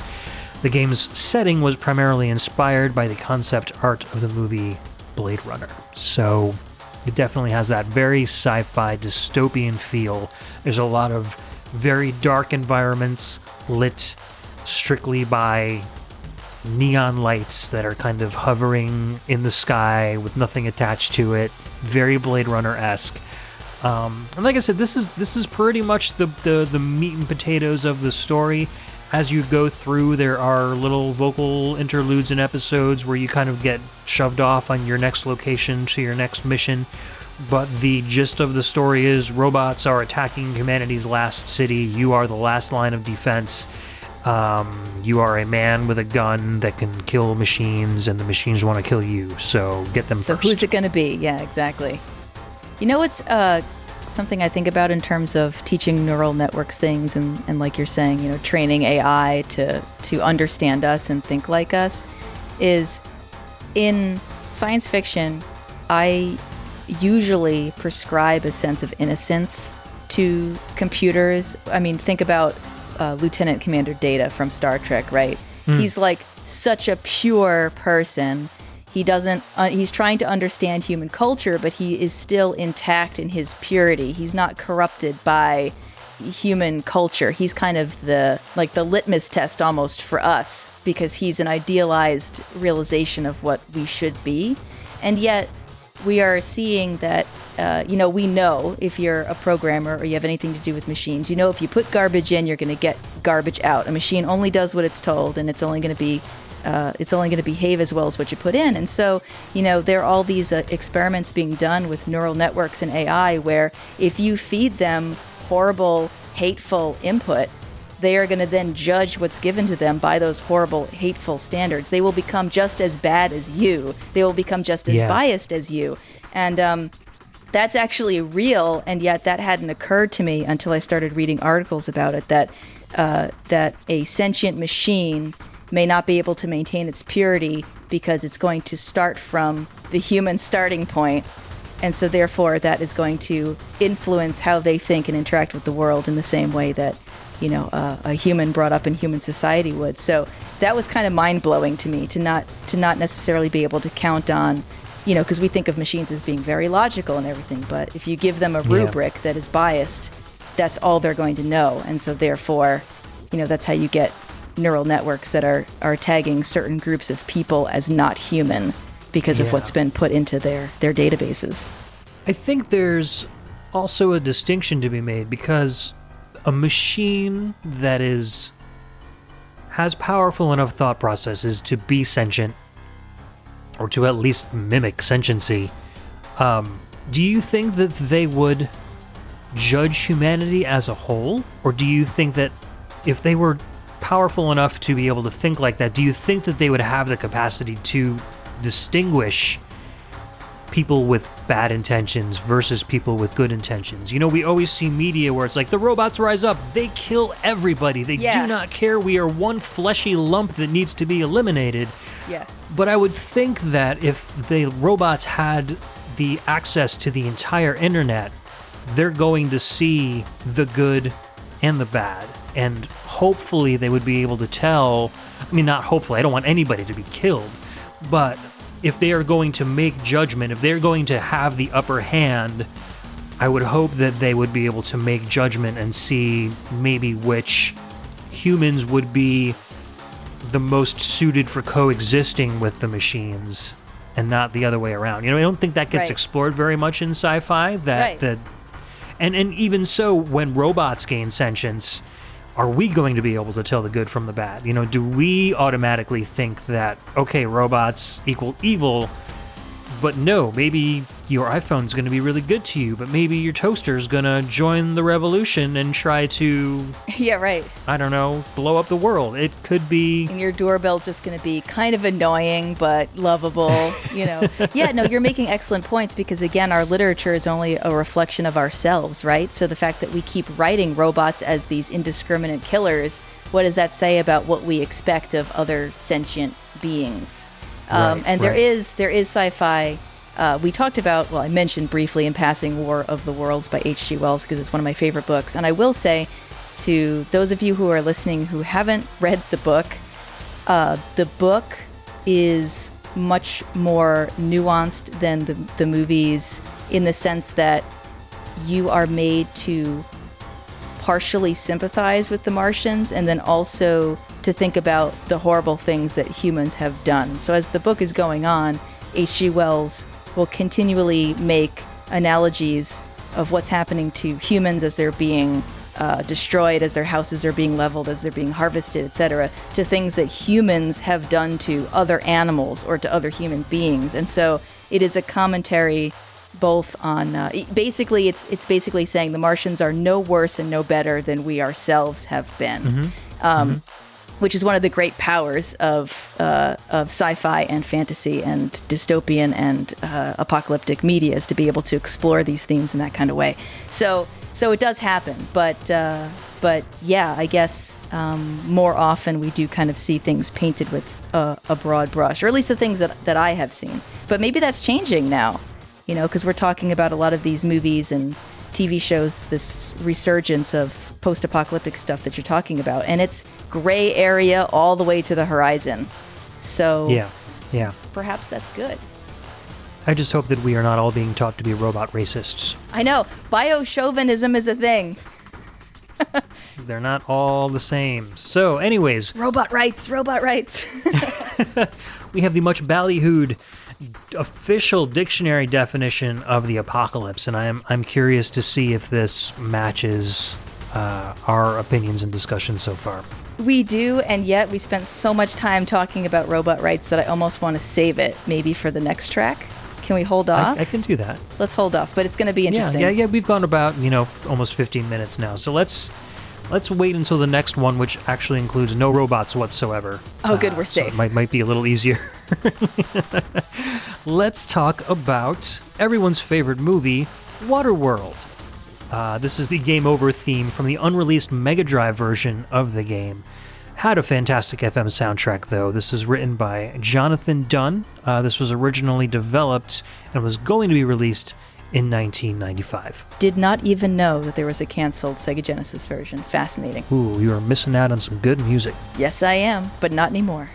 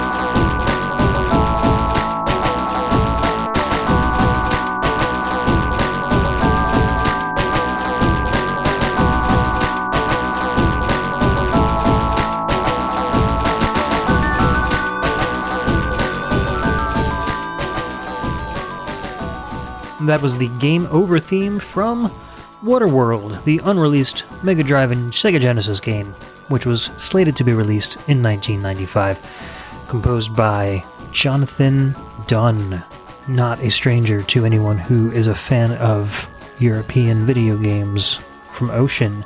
I think this is one of his only FM compositions, and he did a pretty good job of it. Very rich, thick, yet kind of gritty and textured synths and some nice little Euro-style solos going on in this one. This whole soundtrack is actually really good, and it's one of those kind of like unearthed gems that nobody knew existed until the ROM just got dumped randomly on the internet at one point. It was like this and the Time Tracks Tim Follin soundtrack that came out with that unreleased Genesis game. And these two are kind of like parallels, where the games are like based on kind of crappy properties, but the soundtracks were like worth the price of admission. Right. I don't know, you're a big FM head. What'd you think of this one? I liked it quite a lot, and actually I was thinking about how I don't recall this in the Super Nintendo version, so is it a completely different soundtrack, or do I just remember the Game Over jingle? Dean Evans wrote the Super Nintendo soundtrack. Oh, that's right. Yeah, and it was much smoother. Oh my goodness. I was looking and hearing Jonathan Dunn, and I was thinking Dean Evans. Oh, okay. Yeah, Jonathan Dunn wrote the Genesis soundtrack, and then also there was a Virtual Boy version of this game as well, and he did the soundtrack for that. So, but even then, I think the soundtracks are completely different. I don't think they share any of the same songs at all. Yeah, so, very interesting. I wanted to include Waterworld, not because it was a particularly great movie or anything, but I remember I was playing the Mad Max game on the PS3, and I saw one of those postcards that I was talking about and described how the polar ice caps melted, the world flooded, and then it all evaporated. And I'm like, whoa, the world flooded, like that is Waterworld. That's what happens. The ice caps melt, the entire world gets flooded, and everybody lives on these giant rafts, and that's how they survive. And I feel like Waterworld could technically exist in the Mad Max universe somehow, in that kind of in-between. That's why I'm smiling. Yeah, these are all part of the same continuity for you now. Or they could be. Exactly. So there's a lot of really like crazy behind-the-scenes stories about how the movie happened. Basically, Kevin Costner had this idea and he wanted to make it into a film. He was very overbearing during the entire process, and he wanted to make a lot of decisions about how the movie went down. He put himself in the starring role. A lot of directors ended up quitting, and different writers had to come in to rewrite the script at the very last minute. It ended up turning into kind of a mess of a movie, but the concept itself was really cool. It was actually so similar to the second Mad Max movie, The Road Warrior, that people would kind of take the scripts and follow almost line for line how the movies were almost identical beat for beat for each other. Wow. Even the cinematic photographer from The Road Warrior worked on Waterworld. So there was a lot of like very obvious similarities between the two, except one was desert and one was complete ocean. And they thought that would fool you. Yeah, they thought that you wouldn't catch on because it's water versus desert. We're just going to make all the sand blue and wavy. Yeah, exactly. But it was an interesting movie. It was a cool concept. It was just not done the way it should have been. But everything was practical effects. There was some very, very good special effects, really cool catamarans, and there was this, they call it the Atoll, which was this giant floating city, which they actually built a real floating city in a sea-bound kind of movie set that they used it on. And it was as big as it looked. It wasn't any CG, there wasn't any fakery going on or cardboard props in the background. Like, they built this thing. That's so cool. Yeah, so realistic that the first one sank. They had to rebuild another one. No. Yeah, basically the budget for the movie was $100 million, and they ended up spending $175 million by the time the movie was over. So, yeah, plagued with problem after problem. So I've never seen Waterworld. I'll tell you this. I have seen a recreation of Waterworld that one of my best friends in high school's family filmed.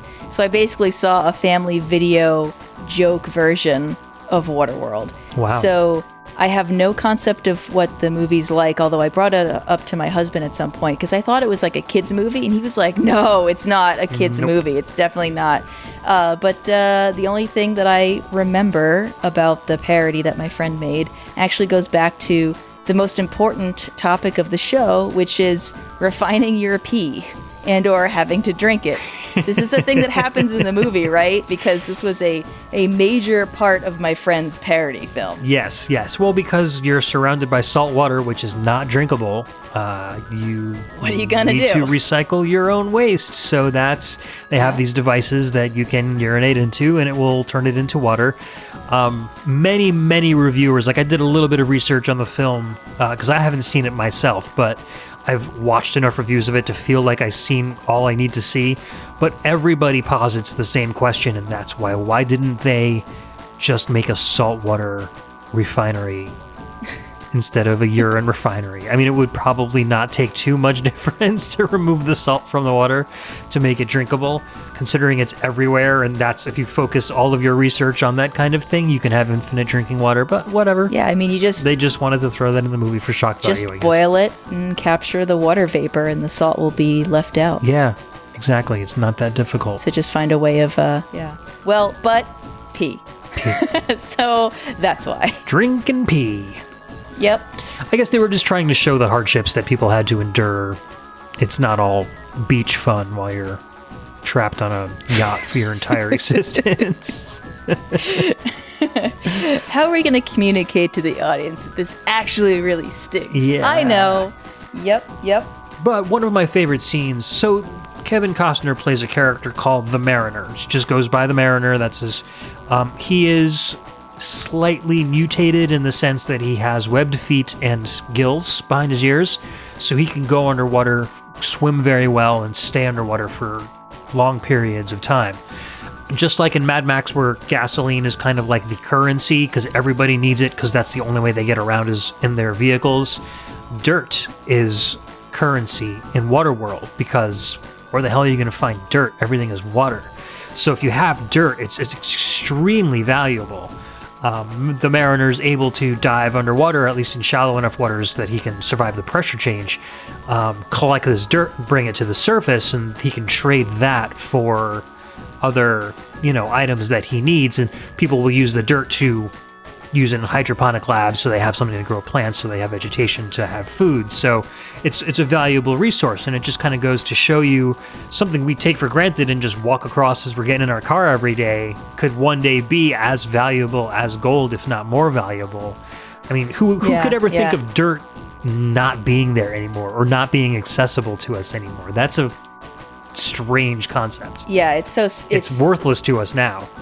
Yeah, we even have, phrases about it, that it's as worthless as dirt. Poor as dirt. Yeah, Yeah, exactly. It's crazy. So it's interesting. There's really, like I said, really good concepts. I just wish the movie had been a little more cohesive and entertaining. But its existence gave us these soundtracks. Yeah, exactly. The Dean Evans soundtrack on the Super Nintendo is known as one of the best SNES soundtracks to exist. This is a fantastic FM soundtrack. Even the Virtual Boy soundtrack is really good too. I mean, Jonathan Dunn hasn't made a bad soundtrack in my opinion. Everything he's done is very, very good. So it's nice to see what he can do on an FM sound chip because he didn't live on the Genesis very much at all. Yep. All right, so anything else you want to say before we move on to our next one? Well, should we shove in the dictionary definition right here? Oh, yeah, that's right. I totally forgot. Yes, let's break out our official definition. So which dictionary are we using today? So we are using the Funkin' Wagnalls New Comprehensive International Dictionary of the English Language, Encyclopedic Edition. Encyclopedic Edition has little, flourishes next to it, so I had to say it in that voice. Well, it's a big old dictionary. It's huge. It's quite heavy. It has a lectern upon which it sits. And I love this thing. This was a gift from a friend of mine who found it at an estate sale and was like, "That's for Emily," and grabbed it and chucked it into his car. Are those pictures on the pages that you're turning? Yes, because it's the Encyclopedic Edition. Ah, okay. Cool. So you're looking at Africa, the Victoria Falls above, top to bottom right, Cape Town showing Table Mountain, Sphinx and Pyramid in Egypt, Bull Elephant. So this is smattering of things. It's just on the inside cover. It's just it's so that you know it's international. On the other side of it, you have random nautical animals like the sea anemone and the sponge. So, interesting. You know, Sure. I would love to meet the committee that made these decisions. So Funk and Wagnalls, they to me are pantheons because we had a complete encyclopedia set of Funk and Wagnalls. Do you remember those commercials? Of course. There used to be commercials on TV, folks, if you were not alive for this or don't remember it, where they would advertise a complete Funk and Wagnalls encyclopedic set. And that was a big deal if you had an encyclopedia in your own house. Yes. This is the 1973 edition. Okay, so you're not going to find particular... you're not going to find selfie or right, exactly. Instagrams. Exactly. We're going to stop at a certain point in time. But yeah, so I thought I would just run over to this. Did I mention? I did mention it lives on a lectern. There's actually, I should give you a picture of it so you can put it up somewhere, but it has a full-on wrought iron lectern that supports the pages. So it looks like, what it looks like is it looks like a wizard's book. So you could just, if you're wearing your bathrobe and you have long sleeves, you can stand in front of it and just sort of like hold up your arms and feel awesome. That's cool. In front of it, like you have arcane power. So I just want to interrupt you for 1 second before you go any further. I wonder if the 1973 definition of apocalypse has changed since then. I wonder if we looked at a modern dictionary, if the definition of apocalypse might have changed anyway, just based on new concepts in media. But that doesn't... Yes. I definitely want to hear what you have to say. And then maybe towards the end of the show, if we find a newer dictionary, we can experiment and see if it's any different. That's a great idea. And so let's hear what Funk and Wagnall have to say. And this will surprise you because it surprised even me. Ooh, so cool. There are, first of all, 2 entries for apocalypse. Okay. One is lowercase a and one is capital A. Okay. Which is very interesting. Lowercase a is apocalypse, noun, a prophecy or disclosure, any remarkable revelation. That's the definition of apocalypse. Apocalypse with a capital A is the book of Revelation, the last book of the New Testament. So what happens in the last book of the New Testament is the description of the end of the world, I believe. Right. So Yep. the kind of vanilla definition of apocalypse actually got changed because of the book of Revelation also being called apocalypse, and that being the description of the end of the world, that then became associated with the word. At least that's what I'm getting from this dictionary here. Does that seem about right? Because that's fascinating to me. Yeah, that first definition just doesn't seem to describe much. You know, it's just a prophecy. Like, it's a very generic kind of like a foretelling. I don't know. It doesn't wow me. Well, but that's what I mean, that it was a very general definition, but then a particular book that was called... Yeah, I guess so. Revelation, apocalypse. Its content then became associated with the word and then gave rise to this completely different meaning that we now all ascribe to. I loved your idea, so I just typed in apocalypse definition into Google because I figure, like, why not just ask Google? I feel like, to compare. I'm on the dictionary.com page for it right now, too. So Google says, noun, the complete final destruction of the world as described in the biblical book of Revelation. And then 2, an event involving destruction or damage on an awesome or catastrophic scale. Okay. So by now we have lost, basically, the boilerplate definition, the actual Greek definition of the word apocalypse, and we have replaced it with the content of the book of Revelation. Yeah, so I have a slightly different definition on dictionary.com. Yeah, please go. Which says, a prophetic revelation, especially concerning a cataclysm in which the forces of good permanently triumph over the forces of evil. I guess that's the more biblical definition, but it doesn't necessarily imply that it's a biblical definition.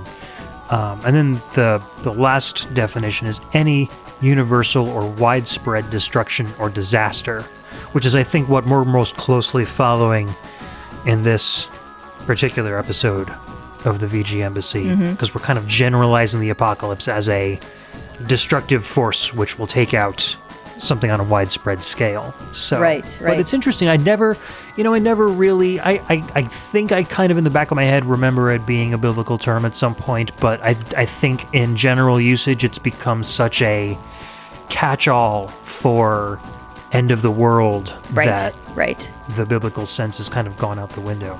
Or that the biblical sense is what we've kind of glommed onto, as opposed to just the generic. Well, we removed God from it. It's the same concept. True. That is it's true. It's just not the coming of Christ. It's literally the wiping out of humankind, or at least the diminishing of.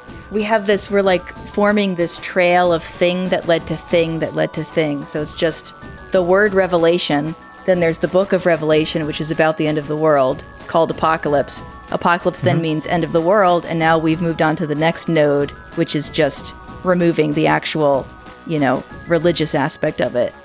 That's so fascinating. I love this kind of stuff. This is cool. And let me throw one last thing at you, and then we can move on. I know we're going kind of long on this one, but I also thought to look up Armageddon.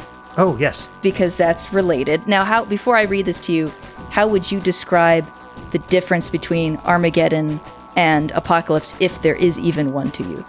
Well, Armageddon I've always taken to mean the actual battle that occurs at the end of the world. So the apocalypse might be the whole situation which involves the extinction of humanity, but Ragnarok would be the final day, like the specific instance of the end of the world where it happens. Ding, ding, ding, ding, you are correct. Nice. Armageddon, in biblical prophecy, the scene of a great battle between the forces of good and evil to occur at the end of the world. Secondary definition is any great or decisive conflict. Cool. So, yeah. Yeah, Ed! Thank you. This is why you're the expert on this stuff. Well, this stuff interests me, so yeah, I tend to retain it whenever I come across it. Funk and Wagnall nod solemnly and approvingly in your direction. And I bow back in respect.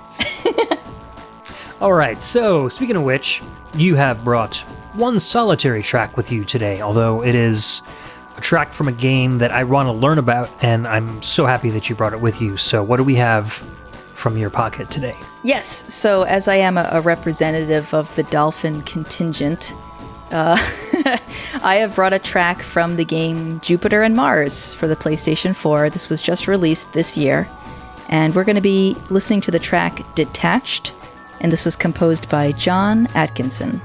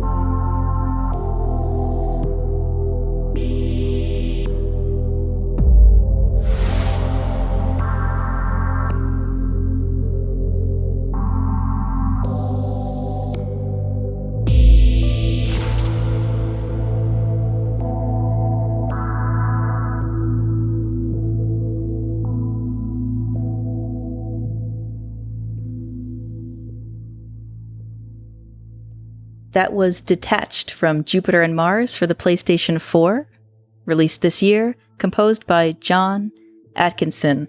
And I just realized how great it was that you put this track in the set list here, because we just went from living on top of the water to living under the water. That's true. So there's a nice kind of flow to that. These games could technically exist at the same time. Speaking of Mad Max and Waterworld, we could have a whole... This entire episode is one continuity. We will make it happen. I don't know how you're going to fit Attack on Titan into this, but most of them could be. So this was great. It's a nice, relaxing respite in the middle of the show, I think. I think this is a great place to have it, kind of like halfway through. I don't know, the mechanical tones are a little disconcerting, but on the whole, I feel like this is a very chill... You're not anticipating any sort of dangerous sounds or grunts or hard electric hits or anything like that. You kind of know what to expect, and you want more of it because it just feels so smooth and, I don't know, comfortably predictable, I think, is a great way to describe this track. Yeah, I think it's meditative, and there's no malice to it. Yeah. There's no conflict, really. I get what you mean about those kind of subtle undertones, but I would think of it as more of a kind of a curiosity or a searching feeling as opposed to an ominous feeling. Yeah. So you're investigating, you're not being chased or pursued or waiting for something bad to happen, as you said. Yeah. Well, and the name Detached kind of feels like that too. Like you're just kind of separated from stuff, maybe dealing with your own stuff, but calmly. Yes, exactly. I have not played this game, although it is such an Emily game that don't you love it when you just kind of find in your mentions a bunch of people saying, hey, you should check this out. It seems like your kind of thing. That's what happened with Jupiter and Mars. I can't remember how I originally discovered it. It might have even been like retweeted by Ed Annunziata, the creator of Echo the Dolphin. But a bunch of people sort of reached out to me and said, are you aware of this? At different times when the first trailer came out and then when the more recent trailer came out. And that always makes me feel loved. I know, I was one of them. Yes, so I love that. I have not played this game myself, but I do want to eventually. But from what I gather from the trailer and from the things that I've read, this is a story that takes place... well, you know what? Why don't I not summarize it? Let me just read to you the text that pops up during the trailer. So during this more recent trailer, there's wonderful ambient music from the game, and then there are just words that fade up on the screen. And the words say this: the great ice returned to the sea. Much of the world was drowned in blue. The Earthwalkers disappeared, but their tragedy remains. We are the elders, and we watch over the oceans. This is the tale of two dolphins who helped us in our time of need. God, that is so Echo. It's so Echo, and it's so great. Oh, that writing is so good. So this is taking place. So I love games that have their own internal vocabulary. The fact that humans, I'm assuming humans, but it might not mean humans. It might mean any animal that walked on land, Earthwalkers. Yep. But their tragedy remains. I love language like that. But something that I think is unique about this game, at least in what we've seen so far, is that it is a tale of a world that is surviving in spite of us, beyond us. So this isn't about humans trying to survive in a ruined world or other creatures having to deal with the fallout of humanity. And again, I haven't played it, so I'm not sure, but I don't get the impression that these dolphins are suffering from our loss. It's just a sad historical footnote, which I think is interesting. And I love the concept of the planet taking back and healing itself and recovering from any of the destruction that we have wrought. And if you watch the trailer, you'll see during the line, the Earthwalkers disappeared, but their tragedy remains. There's a shot of the Statue of Liberty, completely submerged in the middle of the ocean. So, and there are ruined buildings. You swim down city streets and things like that. So the ruins are there, but that's basically all that humanity is just, ruins, a curiosity, a thing that happened. It's very interesting how the Statue of Liberty is always kind of used in apocalyptic media. It is, isn't it? It really is. In a lot of ways, like even back to Planet of the Apes. Darn you all to heck. I censored that for you. Oh, thanks. That's the TV version. You darn dirty monkeys. That's right, yeah. But yeah, I guess it's a symbol of humanity, and it is also a depiction of a human, and it's also one of those things that's so big nobody can ever kind of imagine it being harmed in any way. So yeah. It's one of those things where if the Statue of Liberty is messed up, that's just an indicator that the rest of humanity is messed up. Like, humans should be protecting that thing with their life, and if it's gone, then that means they're gone too. So it's kind of become this kind of de facto icon of apocalypticism. Sure, we'll make it a concept now. I'm gonna get Funk and Wagnall on the horn right now. And we're gonna add that one in. Yeah, you're right. I'm thinking now even in Comic Zone, the ruins of the Statue of Liberty are there in the opening level. That's so funny. So yeah. So is this more of a like a 2D game? Does it look like Echo in any way, or does it just kind of follow it in concept? I mean, I think that anybody who likes Echo would look at that and get some pretty strong Echo feels from it. There's a big blue whale that's featured prominently and seems to be revered in some way. Probably is the elder that is being spoken of and is actually speaking this written narration of the trailer, which is very Echo. But it's a 3D game, and I guess you control one dolphin.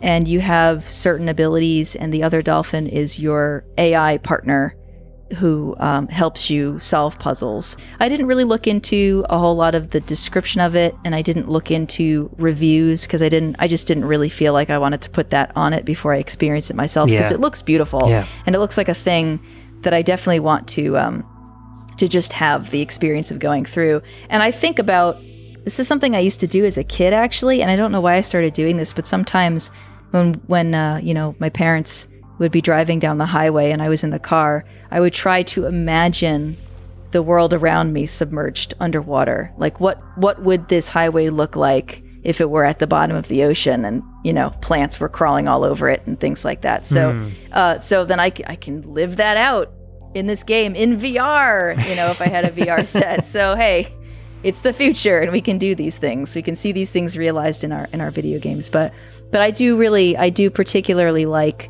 as I said, fiction that kind of takes a non-human centric view on the erasure of humanity, if that makes any sense. That we're not focusing on how humanity is dealing with it. It's what about everybody else? Right. What happens now? Now that it's done, how do we get past this? Here's the world post-apocalypse.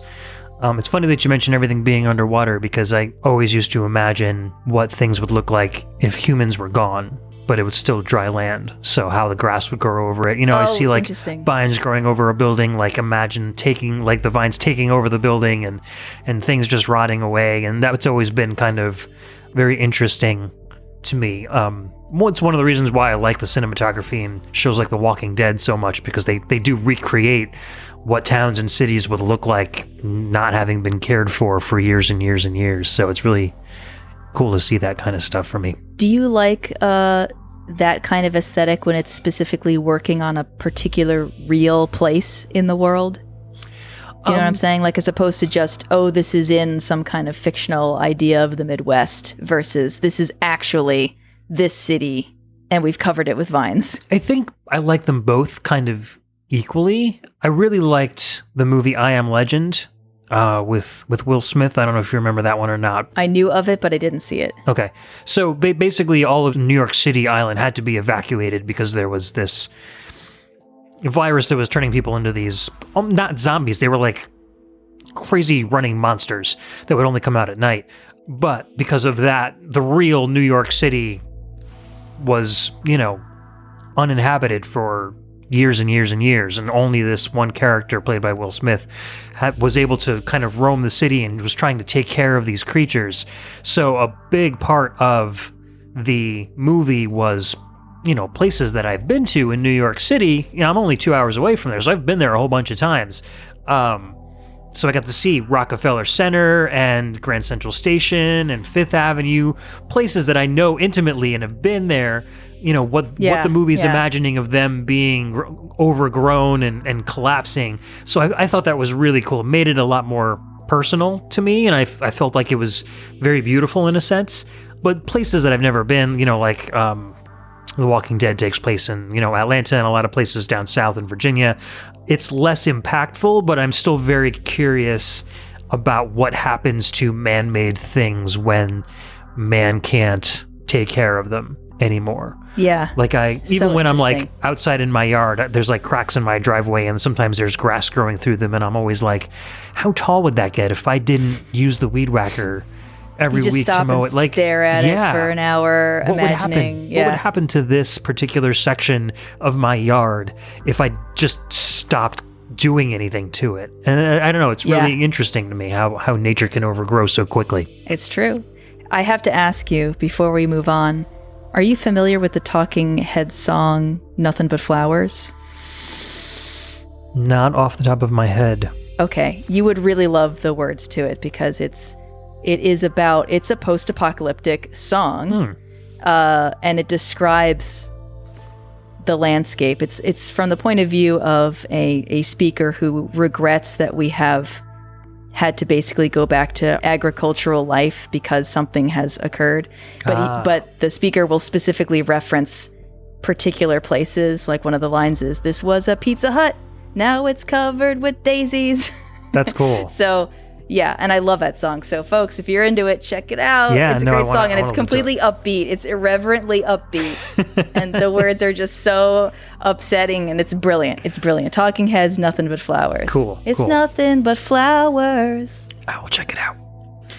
All right, ready to move on to our next one? I'm ready. All right, so we've got something a little different coming up. This is Gameplay 2 from Carmageddon 2, Carpocalypse Now. This came out on the Game Boy Color in the year 2000, composed by Will Davis. Be right back.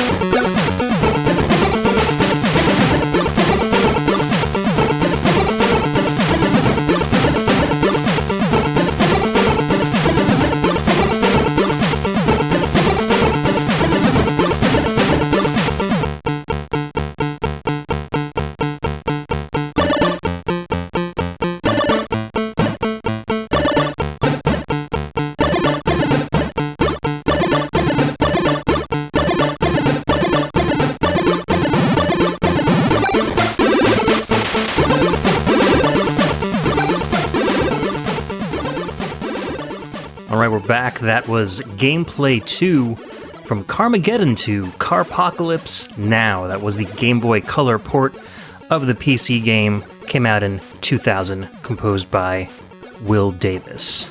I love this track. I was hemming and hawing about whether to put Carmageddon, even though it has like Carmageddon and like Apocalypse in the title, about whether to put it in the show. Yeah, the two things that we talked about, in fact. Yeah, because it's more like a car apocalypse. The entire world isn't really experiencing an apocalypse, but I heard this track and I was like, oh my god, I can't pass this up. Like, this is just too perfect. So, one of the coolest build-ups I've ever heard on a chiptune song before. What'd you think about it?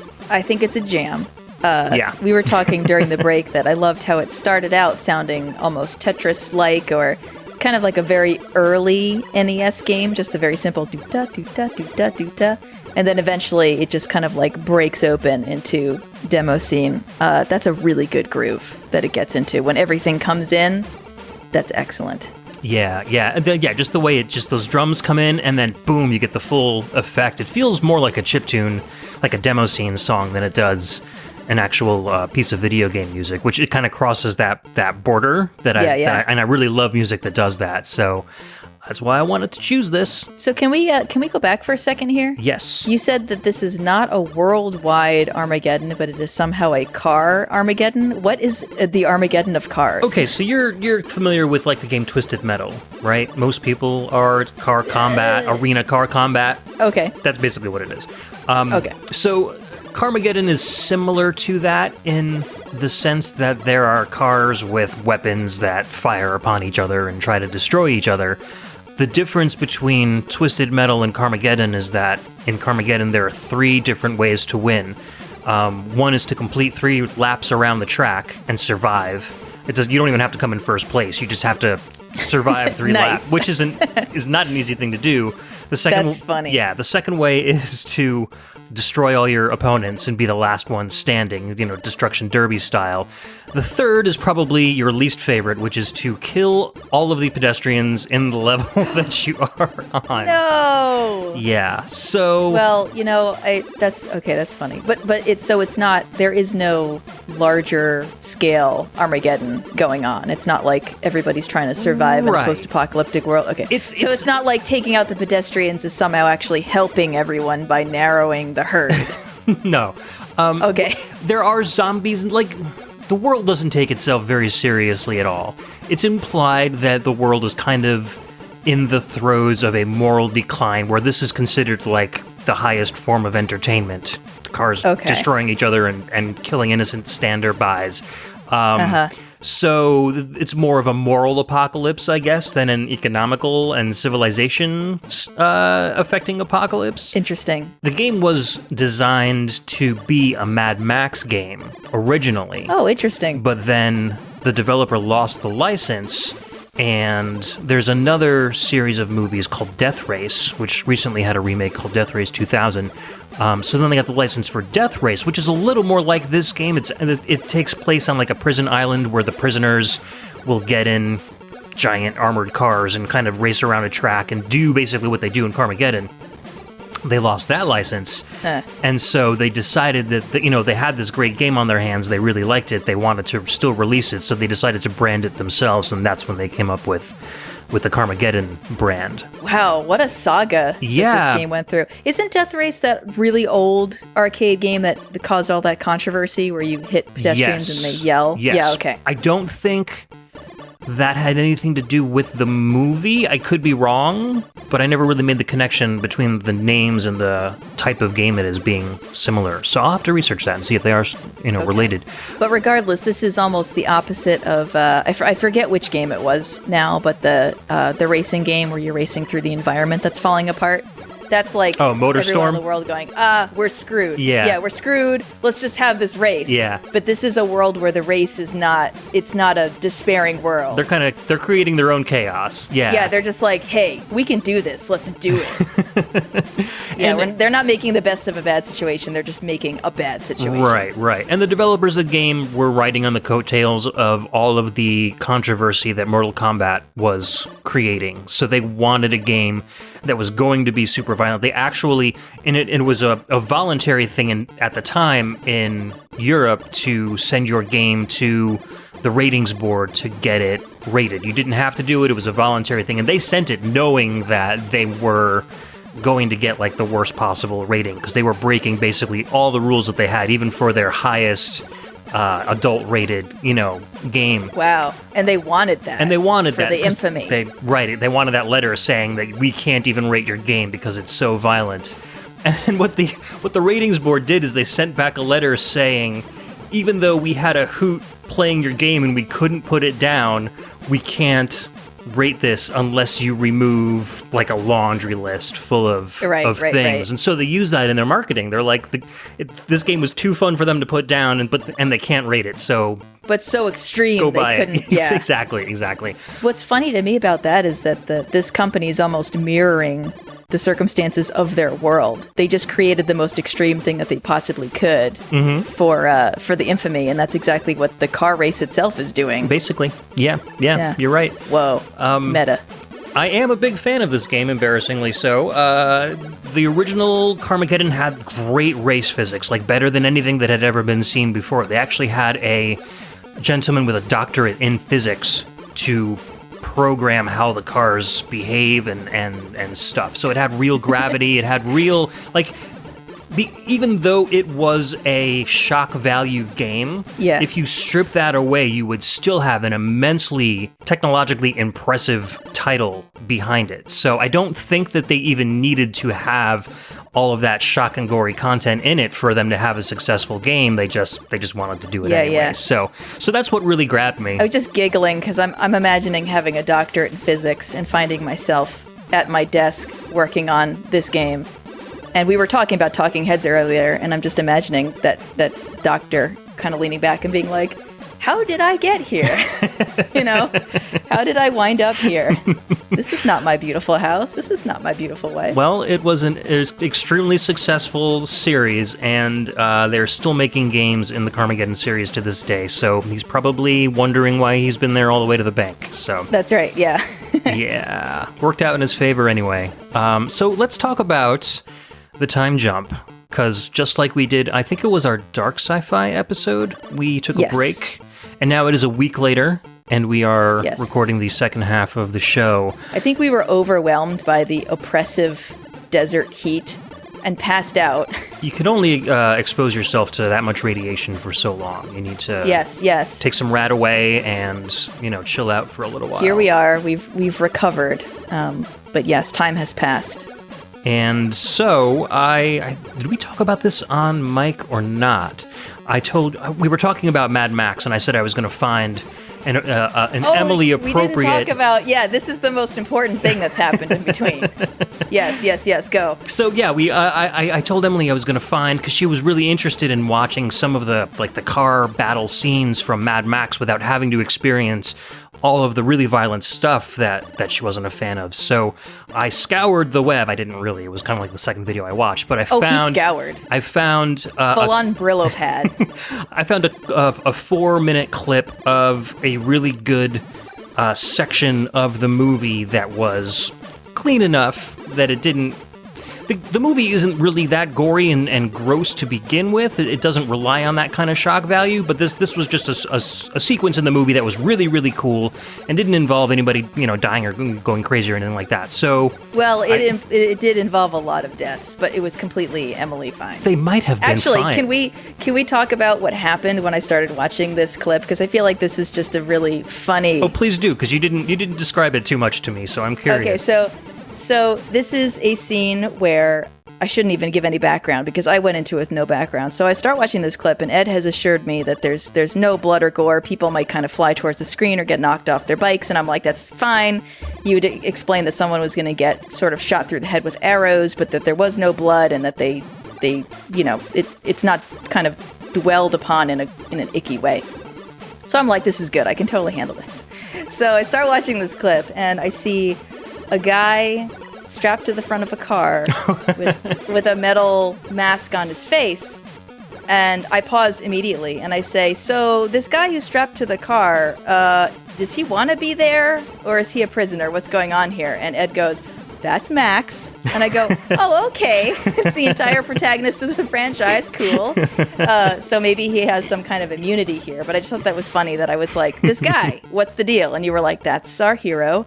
But you explained that he's actually hooked up to the driver of that car who is using his blood, transfusing it directly because he has cancer. Yeah.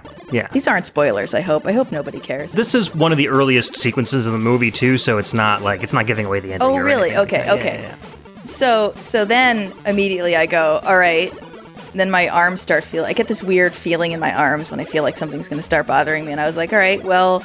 So there's a line. There's a line of blood right from him directly into the driver. So I had to ask, do needles get ripped out of anybody? Did those IV tubes break at any point? And you said, nope, nothing happens with that. We're fine. And I was like, okay, now I feel like I can watch this clip.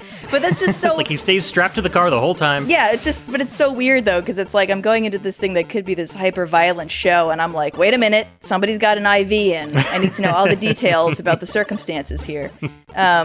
So after that, the scene was really kind of cool. I mean, it reminded me a lot of Lord of the Rings Return of the King, which probably sounds bananas, but it just felt like the Mumakil stuff with just like big scale vehicles tripping each other, people hopping from vehicle to vehicle and so on. Yeah. But no, it was neat. And I was actually really interested in how invested I was in the dude that got shot, because so I knew sort of that those were probably the bad guys. I at least know about the female protagonist character. Yeah. So I know that I want her to be okay. Yep. And I guess I'm supposed to want Max to be okay too. Mm-hmm, yep. But so I got the impression that these folks were no good, and yet he gets shot, and then he does this like ritual thing where he spray paints himself, and all the other guys are saying, "You can fight it, do it." And then he basically does a kamikaze attack. But I was really invested in that guy. I was like, yeah, get back up, even though I don't really want him to. Yeah. But I thought that was neat, and I was fascinated by this ritual spraying. So then later that night, or the next night, I went out with my husband for ice cream, and I was telling him about this scene that I saw, and I was describing that. And Nathaniel said it perfectly, and I know the phrase, but now I'm going to get it wrong. But he's like, oh yes, he was going to ride Eternal, shiny and chrome. Yes, ride to Valhalla. Yeah, and I was like, what does that mean? Like, that's such a wonderful sentence, to ride Eternal. And I said, is it shiny in chrome or and chrome? And he said it's and. Yeah. And I thought that was such a cool, because that's that feels like a very religious sentence, which it turns out to be. Yeah. But so, like, and Nathaniel was then explaining that he loved that aspect of the Mad Max lore, that he felt like it was a believable religious underpinning, even though it may have been formulated by someone who's trying to manipulate his followers. Mm-hmm. But I just thought all that was just really cool. It just felt like it had weight, and I dug it. So apparently, Mad Max is an Emily thing. I just have to find some kind of cleaned up version. Good luck with that. That I can watch. I know. Like I said, I mean, there are some. Even thinking back to the whole movie, like there's very little. There are concepts that are not good, like implied things, but it's not visibly super gory. There's never really any for what the characters are going through and what they're doing and hanging off of vehicles that are jumping over rocks and stuff. Like you'd think that there would be stuff all over the place, but they're right. People generally always stay intact. You know, nobody ever loses limbs or anything like that. So they did a pretty good job with that. Neat.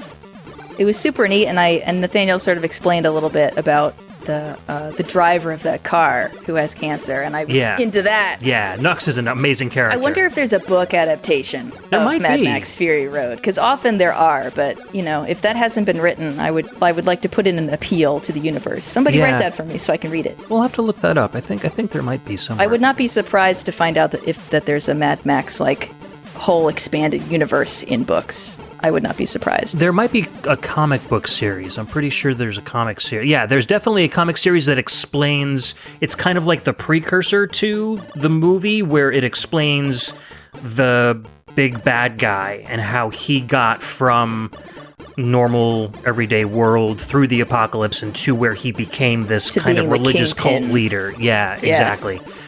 Which I only learned of that while I was kind of doing research for this show, and now I really want to go try and find those comics because I'm really interested in that backstory.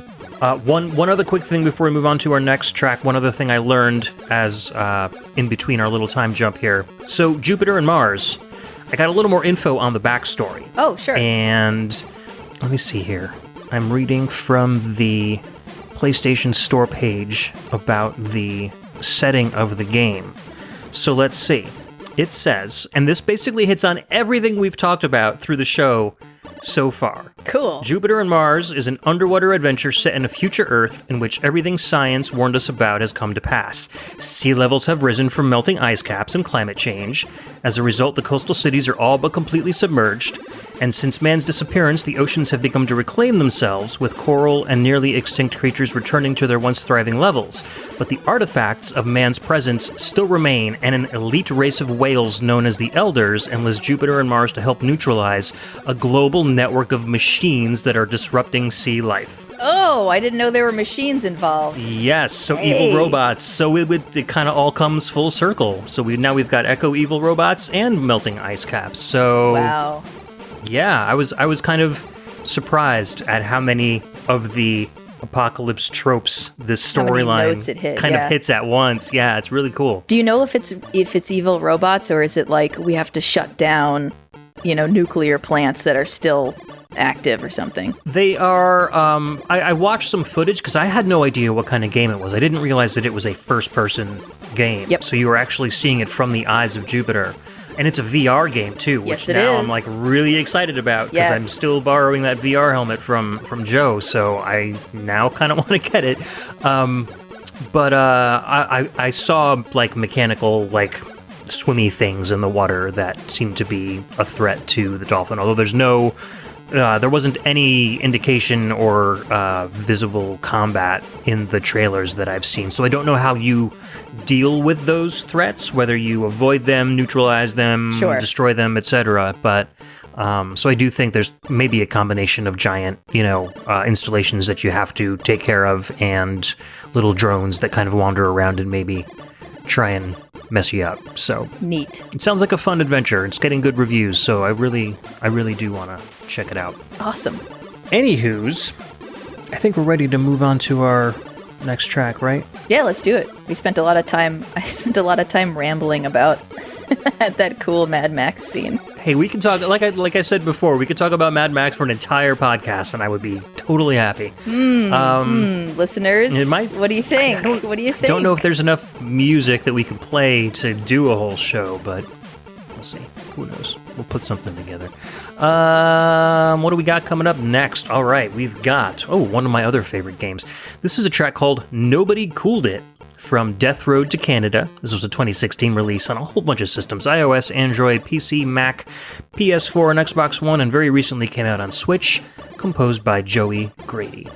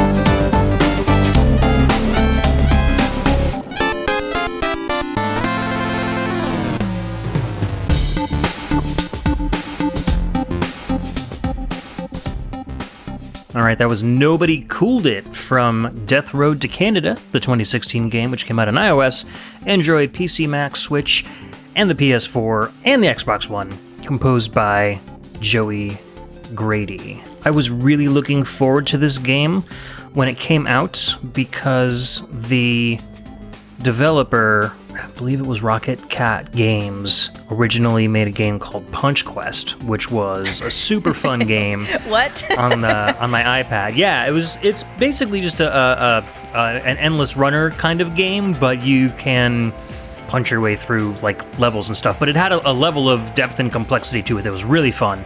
The visual style was carried over to Death Road to Canada, even though they're two entirely different types of games. Neat. And the developer just seemed like a cool guy. I followed him on Twitter. He had a good sense of humor. He was, giving us some updates. It's a zombie game, so of course I'm going to be interested right off the bat. And I did. I bought it as soon as it came out, and I really, really enjoyed it. The music is absolutely phenomenal. This has kind of like a neo chiptune style flavor to it. I think I played a tune from this game on Pixel Tunes Radio on one of our Indie Games episodes. This is actually from the second soundtrack from the Death Road to Canada CD that Joey Grady put out, and this includes music from all of the DLC which came out after the game was released. So there's like another whole album's worth of music that he worked on just for the new stuff and the expanded content. So they've really supported this game and tweaked it, and it's just a lot of fun to play. But first, I want to hear what you thought about the tune. Well, I'm going to tell you, I'm going to be looking into these soundtracks after we finish here, because that track is so good. It's so good. I laughed after I finished. Well, first, I had us listen to it twice. We were debating whether or not we were going to stop after one loop, and then I just was like, no, I'm just going to keep listening again. And I laughed when it was done, because it just made me feel so good that it just bubbled out of me. I had to laugh.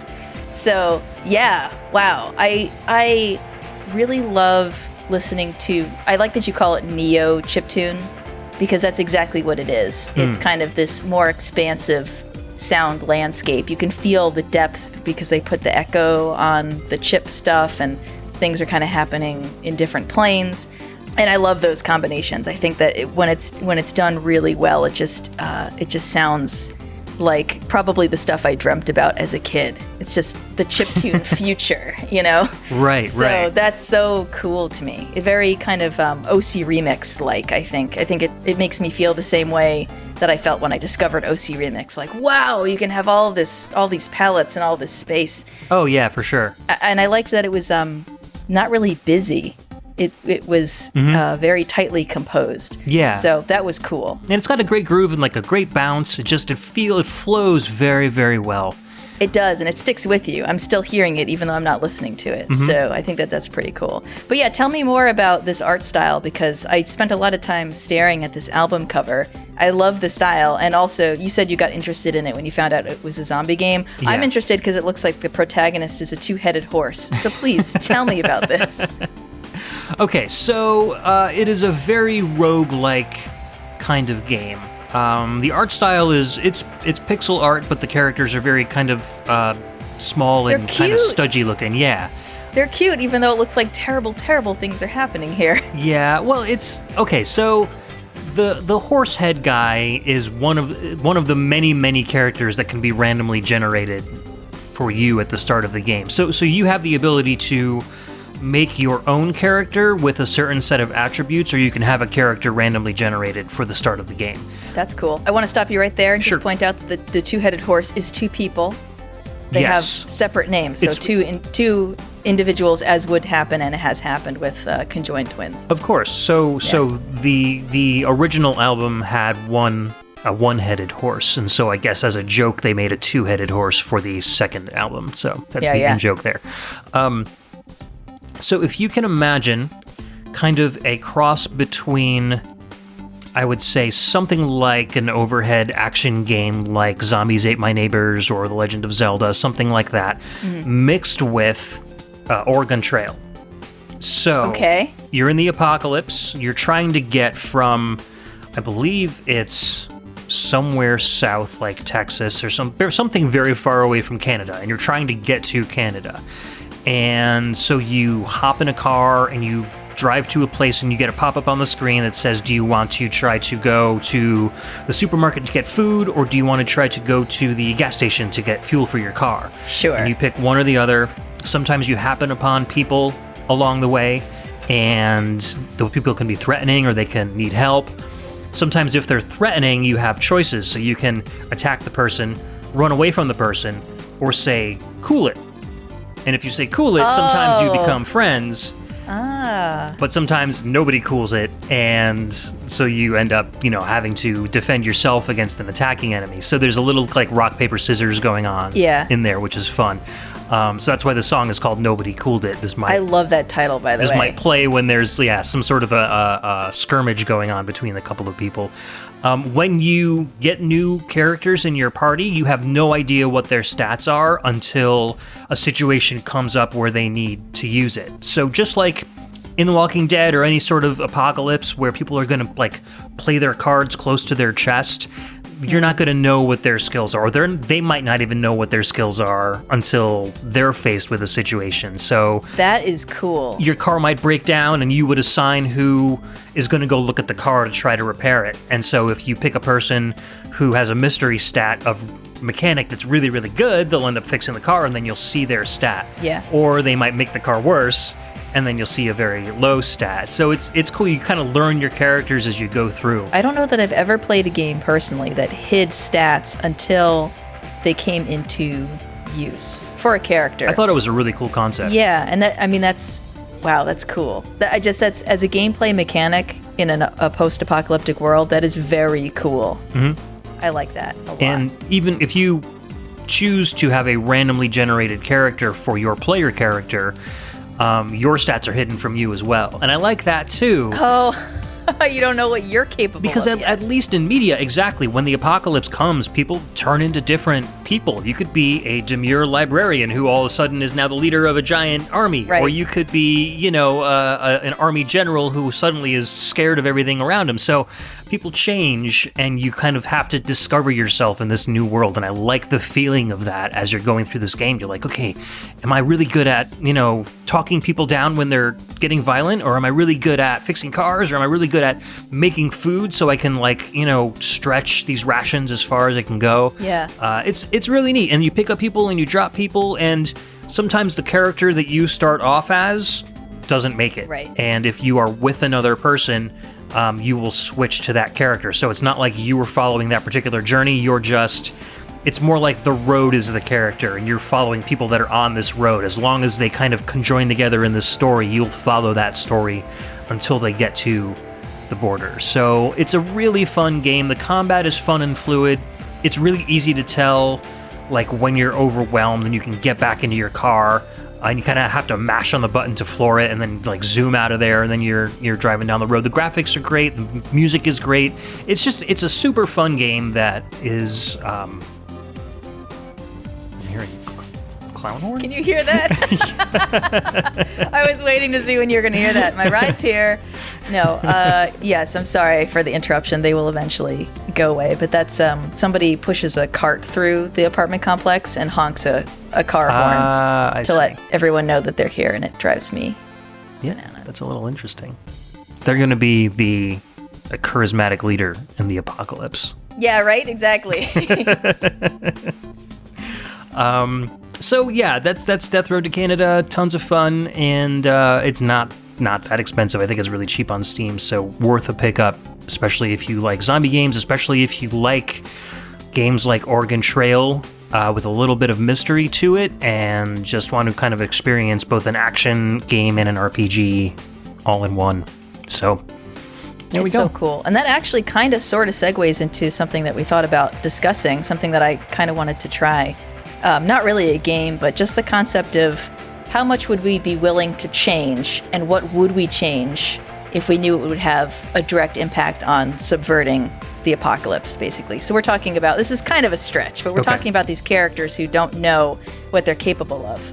And so as I was thinking about recording this episode again with you, I was just thinking about, and we just had the speech by Greta Thunberg. I actually don't know if it's Thunberg or...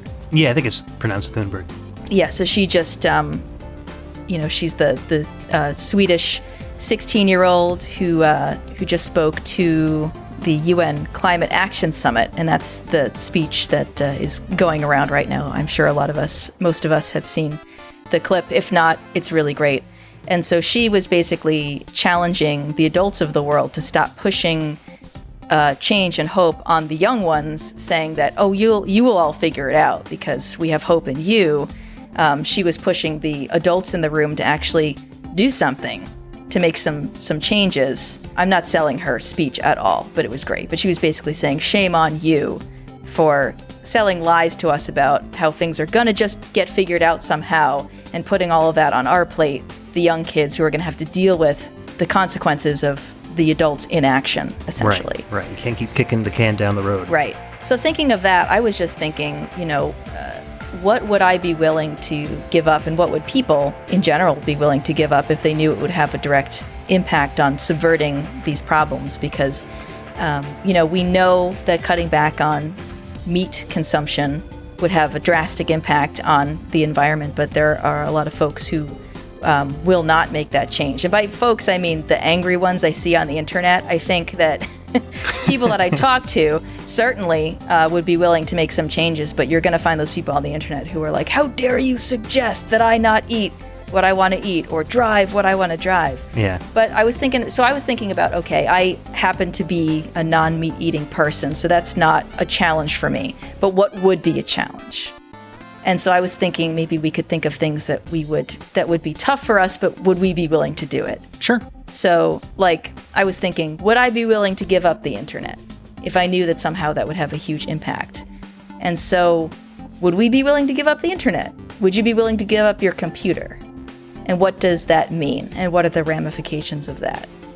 It's a big question because it's not like, well, sure. I mean, all of our jobs are intertwined with it now. And that's also one of the big problems with this stuff and with climate stuff is that the individual person doesn't necessarily always have the agency to make the change that they want because they are dependent because of the structure. So, like, I'm sure people would say, yeah, I'd love to give up my gas-guzzling car. I'd love to walk everywhere, but we don't live in a country that's built for walking. So if I don't have a car, I can't get to work.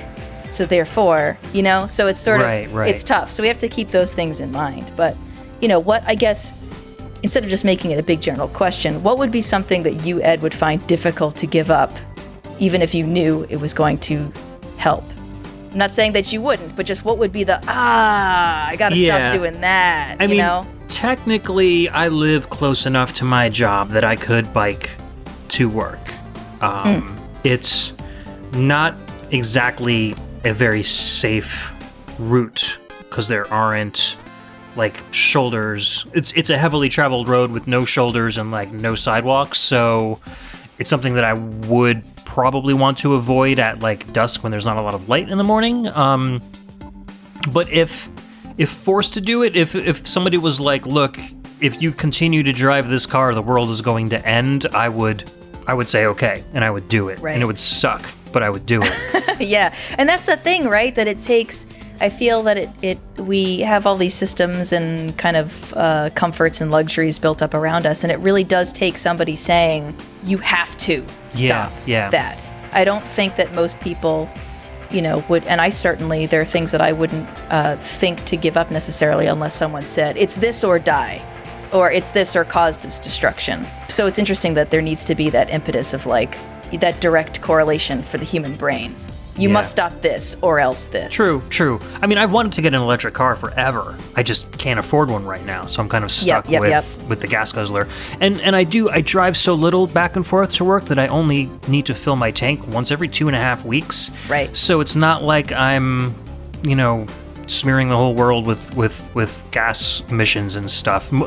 Unlike my last job where I was filling my tank every 3 days. So I've definitely feel confident and happy that I've been able to cut down that carbon footprint, at least with my car when I change jobs. So there's a little bit of a benefit there. Right, yeah, that's nice. And that's not necessarily in people's control where they work. Yeah. Like here, out in Southern California, I mean, people would say to me, you have to drive everywhere in Southern California. And it's really true. I mean, nobody walks. I walk to the grocery store sometimes, and the folks at the grocery store are weirded out that I walked. It's like strange, Interesting. I would think in California they'd be a little more accepting of that stuff because people walk around here all the time in Connecticut and nobody bats an eye. It's different. I don't know how to explain it. It feels different walking outside here than it did back where I lived on the East Coast. But yeah, so, and that's not to say that people don't, but it ever walk, because they do. Kids certainly walk from school home, but the sidewalks are largely deserted a lot of the time. Interesting. I'm trying to think about something that I would have a really tough time giving up. I mean, for me, I'm thinking about the impact of the medicine that I take. Right. So this is stupid. Can I go on a rant about my medicine for a second here? Sure. Oh, let's save it, because the next game involves taking medicine. That's perfect. Okay, hold that thought. Perfect. All right, so speaking of which, let's move on to Rubble of the Forgotten. This is from everyone's favorite post-apocalyptic game, Fallout New Vegas, composed by Inon Zur.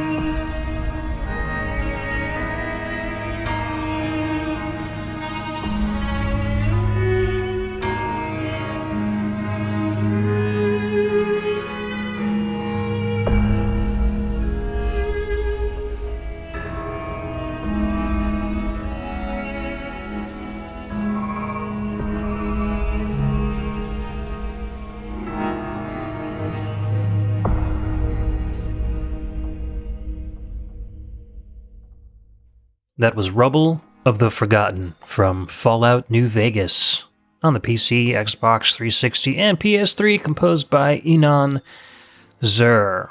I've heard people refer to this as the song that pretty much embodies the atmosphere of Fallout New Vegas. Like, they can't listen to the song without picturing the game. And I completely agree. It's got that kind of Old West meets Rubble of the Forgotten. I mean, the song title pretty much describes it. And really kind of uncharacteristic of the music that I usually listen to, but the more I listen to it, the more I feel like I'm enveloped in the game's world whenever I hear it. So atmospheric. I think we both have a weird parallel with this game, as we've both watched people play this game a lot, but have never actually played the game ourselves, right? So we've tangentially experienced it, yes. Yeah, so Nathaniel was really into this one, right? Your husband? Yeah, and I can't remember why we picked this up. One of my best friends, Nicole, loves this game, and I can't remember if she played it before or after Nathaniel did, but this was just one of those modern games that Nathaniel decided to pick up, and he got really into it. And I loved and also hated watching, because I loved the lore, I loved the atmosphere, I loved the world, but some of it's just really hard to digest. And a lot of the quests and the moral problems that you come up across just like stink from all angles. It's just bad, it just is bad. You're always choosing the lesser of two evils. Yeah, and so sometimes I just had to kind of walk away from it because I was just getting too wrapped up in how much everything was kind of awful. But that, I think, is a testament to how powerful the game is and how real a lot of the situations are that were presented to you, even though it's in this sort of unbelievable landscape, or at least unrecognizable to anything that we have now. Yeah. Just a little backstory about the world of Fallout and how it fits into the apocalypse, if you're not familiar with it. One of the differences with this game is that usually the world pre-apocalypse is very much similar to the world that we live in currently. It's usually modern day, maybe a little bit in the future. This takes place in an alternate history 1950s, where society has decided to embrace nuclear power kind of like full on. And now it pretty much runs all the devices. So technology kind of jumped forward a little bit faster than it would have in our universe. So you've got 1950s aesthetics and furniture and appliances and stuff, but they all kind of have this weird futuristic kind of bent to them. The cars are nuclear powered. You've got like floating robots that are nuclear powered that kind of help you around the house. So the apocalypse is man-made. It's basically caused by nuclear war. All the countries decide that they want to bomb each other. And I guess in the world, they kind of knew that this was going to happen at some point. Like, tensions were high enough. Right. But very similar to the 1950s in the U.S., while there was incredible political turmoil going on. Right, the air raids, bomb shelters. Yeah, right. The general public was kind of kept very insular to it. Like, everything was happy-go-lucky on the surface, but underneath, literally underneath, there were preparations for possible nuclear fallout and wartime and all this stuff. So usually in the Fallout universe, your character will get word ahead of time of this war breaking out or see it break out, and before it actually gets to your area, you are shepherded into one of these protective vaults, and then you will spend some time in there kind of learning the ropes of how the game works, and then you will emerge into this nuclearly affected, I'm making up so many words on this show. I love it, keep going. This irradiated landscape of Fallout where people who either were in vaults and left or never got into a vault and had to survive somehow have all kind of reorganized themselves into different societies, and it's your job to do side missions, do regular quests. In some games you're looking for family members, in some games you're already a part of the world and you get mixed up in some crime. So there's a lot of different ways you can experience the world of Fallout, because there's been, 5 games now? Fallout 1 and 2. There was 3, New Vegas, and 4. Yeah, so 5 main series Fallout games, which have explored this world kind of in great detail. Right. I think maybe you know a little bit more about like the factions and stuff than I do. I might. but I don't remember everything off the top of my head. But just to make sure we have the backstory ironed out. So I was under the impression it was in the 1950s, we had nuclear fallout, people went below, survived for a long time, and now they're starting to come back out. So that the 1950s aesthetic of this world is more due to like, that's what we left behind on the surface. Yeah. So now that was the pre-apocalypse world. Right. So that's something that I loved about this game, was that it's all this old-timey stuff on the surface, because that's what was last there before we all had to run. And so now it's just all decimated, like cartoons of cowboys and things, and really 1950s looking ranch houses, but everything's all messed up. So I thought that was neat. I thought that was a really interesting and very powerful stylistic choice to do that, as opposed to what you said earlier about a lot of apocalyptic games being our present day is when it happens, as opposed to being it actually kind of reminds me of BioShock in that way, that BioShock picked a time in the past and just sort of like took that to the nth awful level. Yeah, where it's very art deco meets horror. It was a very interesting kind of aesthetic in that game. Yeah. So I guess I do know that this track plays in Doc Mitchell's house, and Doc Mitchell is the character that you meet in the beginning of the game who's helping you out because something has happened to you. And you do a little bit of character creation with him, which is really interesting, or at least your psychological profile. I'm not even sure what that determines because I forget now, but it's just a very interesting process that you go through where he asks you word association questions and things like that in a way that I just have not really seen in video games quite so much. So I thought that was neat. You don't even necessarily know what is being determined or why, but he'll just say the first thing that comes to mind. Light, and then you have all these options. I think that determines your stats after you get whether you're more aggressive or more thoughtful. It kind of appropriates those reactions into your numerical stats once your character gets made. Yeah, that makes a lot of sense. So what Nathaniel loved about this game, which is, I guess this is sort of getting off topic, but what he loved about it was that in a way that we hadn't seen in other modern games we'd played up to that point, your actions, you had so much agency as a player character. Talking about factions, there's a faction called the Legion, I think, Caesar's Legion. And they are a group of characters who are supposedly following kind of like the Roman model of society. They're very sort of into machismo, and I think they shun medicine as a thing that they are not into, or any sort of enhancing drugs. And they are slavers. They conquer and they take slaves. Yeah. And Nathaniel was doing some quest of some sort where he was at one of their outposts where they were keeping slaves. And he was supposed to be doing some kind of, I don't know, diplomatic mission, or he was supposed to be gathering information, but it was not a combat situation at all. So he goes into this compound and is talking to one of the NPCs. And one of the NPCs is just like, and again, this is from a few years ago, so my memory's not perfect on it, but this NPC was like just a murderer through and through. Loved grisly murder, loved torture, loved bombing things, blowing people up. And the dialogue just kept doing this. This NPC was just like, I love it when people are like this, and I love doing this to them and whatever. And we're sitting there getting increasingly more aggravated as this conversation is going along. Believe it. And at some point, Nathaniel's just like, I just hate this guy and I hate this group. I'm just going to open fire. Now, so what we thought was going to happen was in any other video game, you would open fire and you would be swarmed, and it would be an unwinnable situation. Like the game would just kick your butt and be like, you can't do that, but we're going to allow you to have the fantasy that you could do that before you die. Nathaniel wound up taking out the whole compound, and then that whole faction was like gone from the story. Mm-hmm. And we could not believe that we got away with it. And then we couldn't believe that it affected the story that much, that was actually part of the whole puzzle of the game, that the game was taking that into account and then shifting the politics of the game around it. So that was a really cool experience, and we don't regret it because they stink. But yeah, so I just thought that was a really kind of special thing. And then if you do get to the end of the game, you get these huge paragraphs as to what happens to every character that you've come across, which was super rewarding as well. So there's a lot to love about this game, for sure.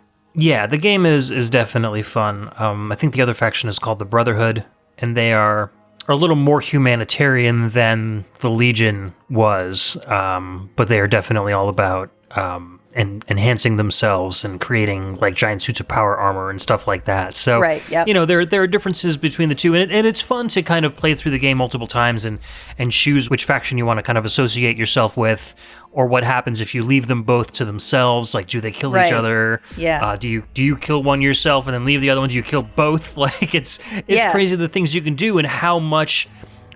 There's no action you can take that the game can't keep up with. Like, you can't break the game story-wise. The game is buggy as hell, and it probably will crash on you several times, but you'll never be able to break the game by making a storyline decision, even though there are thousands of storyline decisions. So it's built really well like that. Very rewarding. I remember when Eddie got this game, he started off on Minecraft, and then he started watching this Minecraft YouTuber that also played Fallout 3 and got really into watching him play Fallout 3, and then he like begged me for the game for, I don't know, it was like his 7th or 8th birthday. Like, he was super young. Yeah. And I'm like, this game is like really mature. But Milo was like, he's already watched the videos. Like, he knows exactly what to expect. He's heard and seen the dialogue. And I was like, all right, I guess I can't argue with that. He's already done it. True, so he got the game, and we brought it home, and he was playing it, and he loved it. And like 3 days later, I like walk downstairs, and he's at the end of the game, and I'm like, what? Wow. What is going on? And he got mad. He was like almost crying. He's like, I beat it. Like, he didn't know that was the end game. So, because he had never seen it on the video before. So he was really upset, and I'm like, dude, and I sat him down, and we turned the game back on, and I'm like, go to the map screen and look at the map. And I'm like, there's all these side quests, all these people you can talk. Like, he just basically did main storyline all the way through. He didn't do any side stuff. I'm like, there's all this other stuff you can do. There's like, you played maybe about like a third of the game, if that. So he went from begging me to get New Vegas immediately to settling down and starting a new game, but doing the side quests. And he's like, "Oh my God, there's so much to do. Now I see the whole map." And I was like, I just thought it was like a straight line from like beginning to end. And I'm like, no, you gotta do all this stuff. And you were like, "No, son, this is the future of video games. This is Welcome." how you do it. Yeah. By the time he got to the point where he wanted to get New Vegas, he was doing hardcore mode run-throughs, like kind of where it's like permadeath and like beating the game on hardcore. I was like, okay, you do your thing, bro. He really, really got into it. I wanted him to come on the show to talk about Fallout for a little bit, but he's really microphone shy, so maybe totally next time. Yeah. Totally understandable. I was really curious to hear what he had to say about it, but maybe next time. Anyways, he's played Fallout New Vegas as well. He's also played Fallout 4. I think New Vegas was his favorite out of all of them. He's a really big fan of the Brotherhood too. For a while, we got him a Brotherhood poster for Christmas, and he had it framed and hanging over his bedroom for a little while. So he was really a fan of that. He's got 2 Fallout hoodies that are like Vault Dweller hoodies. So he's got the Vault 101 hoodie and the Vault 111 hoodie from the 2 games, and he wears those all the time. So he's really into it. He wanted to cosplay when we went to PAX East. He wanted to cosplay as a Vault Dweller. We got a blue jumpsuit, and we were gonna I do it this. up. Yeah, but he didn't want to try on the jumpsuit when we got it, and we got it from eBay or something from Europe. It was the only one we could find that looked like a Vault Dweller suit. Sure. That was in his size, and he tried it on, and it was like way too small for him, and it was too late to return it. So it was like, he was really disappointed about that. But it would have been really cool to see a little Vault Dweller kid, running around at PAX East. But he's very much into the game, and it's kind of been a part of our household. Like we all kind of watch him play sometimes, so we can all kind of like quote from the game, and and so that kind of he now has a love for post-apocalyptic stuff too. He's really into a game called Rust, which is this multiplayer online game where there's not really a storyline. You're just kind of dumped into this post-apocalyptic open world, and you're pretty much forced to gather supplies. You start naked with nothing, and you have to gather supplies and defend yourself. And it's like Minecraft Fallout. Essentially, yeah. If you combine the two, that's kind of what it is. And he's been having a lot of fun with that as well. So, that's cool. Anyway, I think we've exhausted our opinions on Fallout. You want? Well, I did want to talk one? About medicine. Oh, that's right. But yes. Now we're running late again. I'll make this quick. So one thing that I actually really liked about Fallout that I hadn't seen in other games was this concept of like you're wounded and injecting yourself with medicine just to try to pull through. I thought that was really interesting. You literally just like take syringes as you go to just like deaden the pain or to try to whatever. But in terms of my medicine, real quick, this is so dumb. So I have to take a monthly injection for my migraines, and it has to be refrigerated. And so what I used to do is I used to be able to just go to a pharmacy and then fill it, and they would have it there, and I would just take it and go. But my new insurance requires me to get it by mail. They won't let me just go to a pharmacy and go pick it up, even though I have done that in the past. It's because of how it's classified. It's classified as like a specialized medicine or something like that. When it gets shipped to me, because it is a thing that has to be refrigerated, it comes in a giant box, which inside has a giant styrofoam box, which then is packed with like ice thingies. Is it like dry ice or is it regular ice? It's like a freezer packet. Okay. So it's surrounded by all of those. And it is one injection. Wow. It's this huge thing that has to come by, delivery truck. Yeah. Packed with all this material for one injection. That makes me bananas, because one thing that I'm trying to do in terms of trying to help the planet, it's kind of a meager step, but I've been trying to look at things that I consume, like food or like toiletry products, and try to find ways of cutting down on the amount of individual boxes and plastic that I consume. Mm-hmm. And so I look at this and I'm just like, my God, there's so much material here, and it has to come in styrofoam. I called the pharmacy and I said, seriously, can you just let me pick this up? Because this is terrible. And they said, we can't. Our hands are tied by your insurance. Yeah. So I have to call my insurance, and I'm going to be like, for the planet, can you please allow me to pick this up at my local pharmacy and not do this? Because that's absurd. So my question then to myself is, my Achilles heel with the planet would be, can I give up my medicine? Because it is what helps me function in my own little Fallout world. Right. And so what would happen if I gave up my medicine for the planet? And what would that do to me?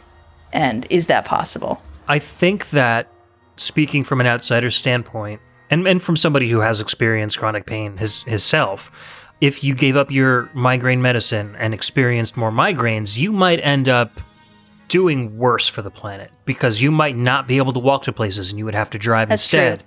You might need more comfort food or things to make you feel better, which might come with more waste packaging. There are ways that being healthy and feeling healthier might allow you to be able to take on those burdens of being more environmentally active. Yes, that is very true. Than if you are sitting there with your head on fire and just going, oh my God, I just need this thing, and I'm going to sit in my room and consume these things to make me feel better instead. So right. I guess there's two ways to look at it. I know when I had chronic stomach pain for a long, long time, there were things that I just couldn't do, and I had to do things that were more convenient for me, even though they probably weren't best for the environment. So, you got to look at it both ways. But you're right. You are right about that balance. And I guess that's kind of like what all these post-apocalyptic games are about, kind of, in their own way, is managing your resources. And, well, do I burn this resource because I think that the results are going to help out in a greater way than if I save it, et cetera, et cetera. So, yeah. Well, I've learned one thing. Yes. We talk too much. You're just learning that now?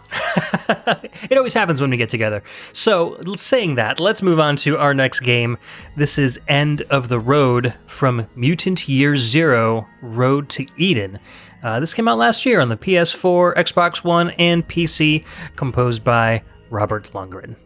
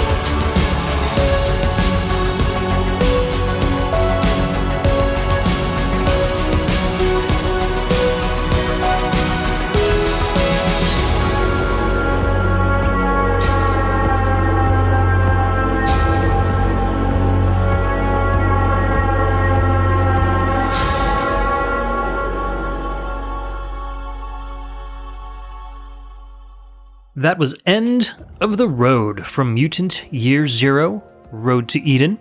That came out in 2018 on the PC, PS4, and Xbox One, composed by Robert Lundgren. So we listened to kind of like Neo chiptune with Death Road to Canada. I feel like this is kind of like Neo synthwave. It had some 80s synth elements to it, but again, it had more of a modern cinematic feel to it as well, and it had like hints of air raid sirens towards the end of the track, which you picked out immediately. Yes. Kind of a throwback to our dark sci-fi episode. Yes, exactly. Listeners, every time there's a siren, Ed and I are like, there it is!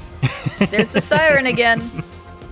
So, a little bit on the story of Mutant Year Zero. After the outbreak of the deadly Red Plague and global nuclear war, humans have largely become extinct, with the few surviving ones becoming mutants, having been affected by radiation. Dang, that's a twofer apocalypse. Yes, nuclear war and disease. The Elder, the only person with the knowledge of the past, resides in the Ark, a fortified settlement that serves as the last bastion of civilization. With severe resource shortages, the base sends out special mutants called Stalkers who scavenge resources in the surrounding wasteland known as the Zone. However, the Zone is also populated by ghouls, human survivors driven violent and insane from the aftermath of the bombings, who worship the old world civilization as the Ancients. So basically, we are the Ancients, because we are from the old world. Yeah. 2 Stalkers, Borman, who's a humanoid boar, and Dux, the Dux, a humanoid duck, are tasked by the Elder to head north to search for another Stalker, Hammond, who is a pig. Hammond, pig. They meet a humanoid fox named Pharaoh, and the 3 set off on the rescue mission. And the reason I told you before that I think you'll appreciate and enjoy this game is because it is set up in a very similar gameplay to XCOM. Oh, nice. So it's isometric, strategy-based, but there's no permadeaths. So you're following these characters in a story in an XCOM-like setting, but if you die, then you just respawn with the same characters and you build them up over time as the game goes on. So it's got storyline elements mixed with that kind of gameplay, which I think is pretty cool. It reminds me maybe more of that Mario vs. Rabbids game I was telling you about last time, where you keep the same characters and play like that. So I'm not sure how closely it mimics the XCOM gameplay beyond the kind of turn-based tactical combat aspect of it. So I don't know, it might be something that you and your husband might want to check out. I'm interested. I like this duck character a lot. I don't know why. I'm just drawn to this duck. Yes, the artwork is really cool. There are basically, I don't know how the mutations happen, but different people end up getting mutated, combined with different animals, and they become giant humanoid creatures that are... Oh, that's an interesting question. Yeah, I was going to ask, did the humanoid duck start as a duck or a human? Right, exactly. Or were they 2 beings that fused somehow? Right, exactly. Did they say, everybody take an animal and hug it really tight while these bombs go off, and then they kind of fused into each other? This is the Splinter conundrum from the Ninja Turtles, also mutants who have been transformed, whereas in some stories, Splinter is just the rat pet of Yoshi, and sometimes Splinter is Yoshi himself who's been transformed. Yeah, exactly. And these unoriginal names that they're given, Borman the boar, Dux the duck. Yeah, Dux the duck. Hammond the pig. I mean, I think the game has kind of a lighthearted, tongue-in-cheek feel to it. I've never actually played it, so I don't know much about it. I just really liked this track, and I really kind of liked this concept of Ninja Turtle-like mutants being the permanent denizens of this planet after everything. I mean, the chances of those mutations happening is so extremely small that it's not even funny. So I wouldn't consider this to be a realistic depiction of any sort of apocalypse at all, but it makes for a pretty cool game, I think. And I think it would be really cool if the characters had different abilities based on their animal counterparts. Like maybe ducks can move over deep water where like the boar can't, but it can crash through, fences or stuff like that, so they'd have their own kind of abilities. So here's a question. Sure. In a post-apocalyptic world where you have been transformed into some kind of mutant animal, what do you think you would be, or what would you want to be? What do you envision yourself as? Because I have an answer for me, at least. What do I envision myself as? Or what do you think would be useful? Like, what abilities would you be hoping for? That could be another way of approaching the question. I would like chameleon powers. Oh, cool. That's very useful. Being able to blend into the environment and maybe being able to stick to walls might be fun and useful for sure. Being cold-blooded might be a big drawback or a benefit depending on the kind of environment that I would be in. That's true, yeah. And I'd probably eat bugs, which would probably be plentiful in the apocalypse. So I think it would probably larger. Yeah, maybe.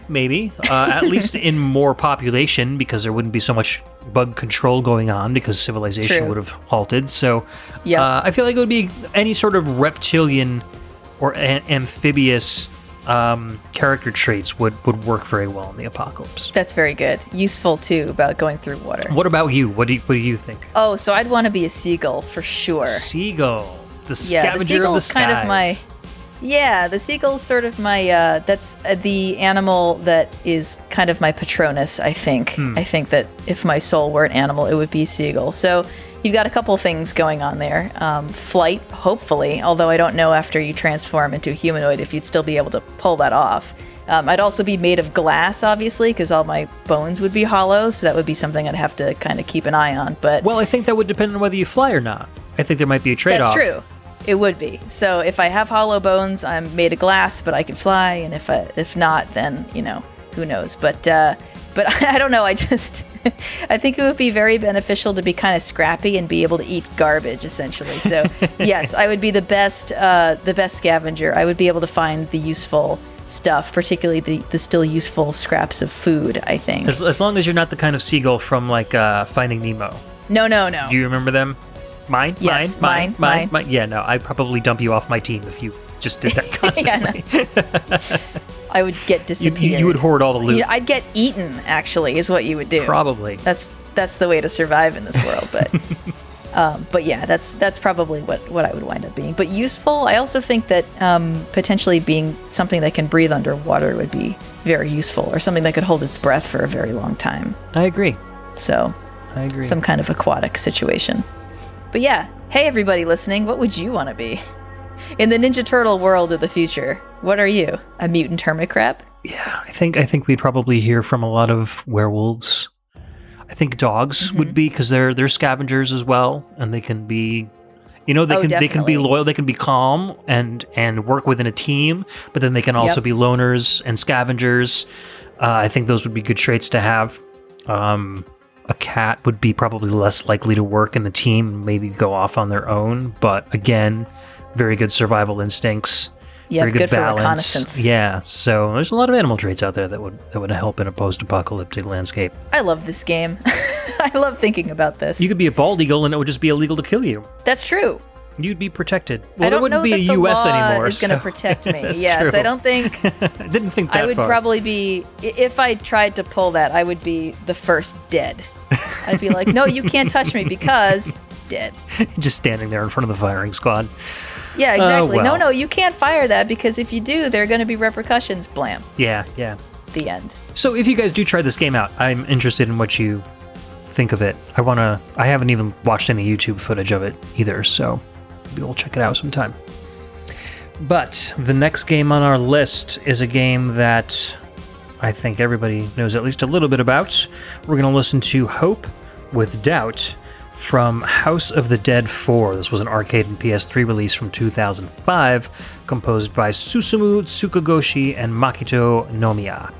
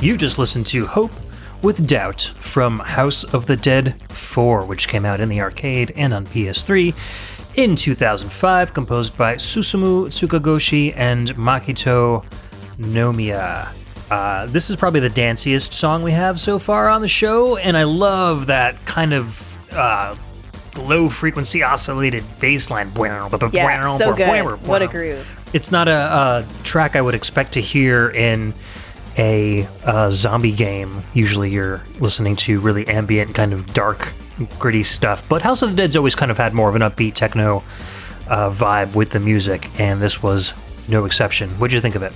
I thought it sounded very Sonic the Hedgehog, actually. Holy Sonic Team, Batman. I really liked that groove. I also was surprised at how dancey it was because, all right, so I have a very limited experience with House of the Dead, as you might assume. I have played the demo that came with my Sega Dreamcast. I'm pretty sure that was House of the Dead. I don't remember any music, though. Okay. But, I played it so long ago. And I watched a friend start playing it in an arcade, and I don't remember which version, so it's not even like telling you what year that was would necessarily indicate which version it was. But House of the Dead does a thing, or at least that version does a thing that there are two things that keep me from playing House of the Dead. In the Dreamcast version, the fact that there are civilians and victims that you have to shoot around that are crying for your help is sort of difficult for me to do.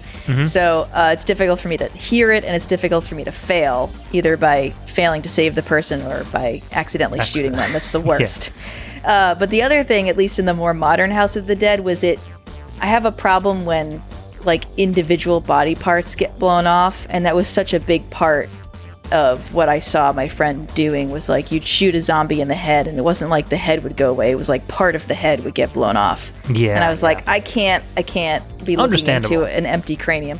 But yeah, so I didn't even know that this game series had anything to do with an apocalypse, other than I always thought it was Resident Evil style, like it was a localized science problem. But give me the rundown. Is there a lore to this? Yeah, so it is.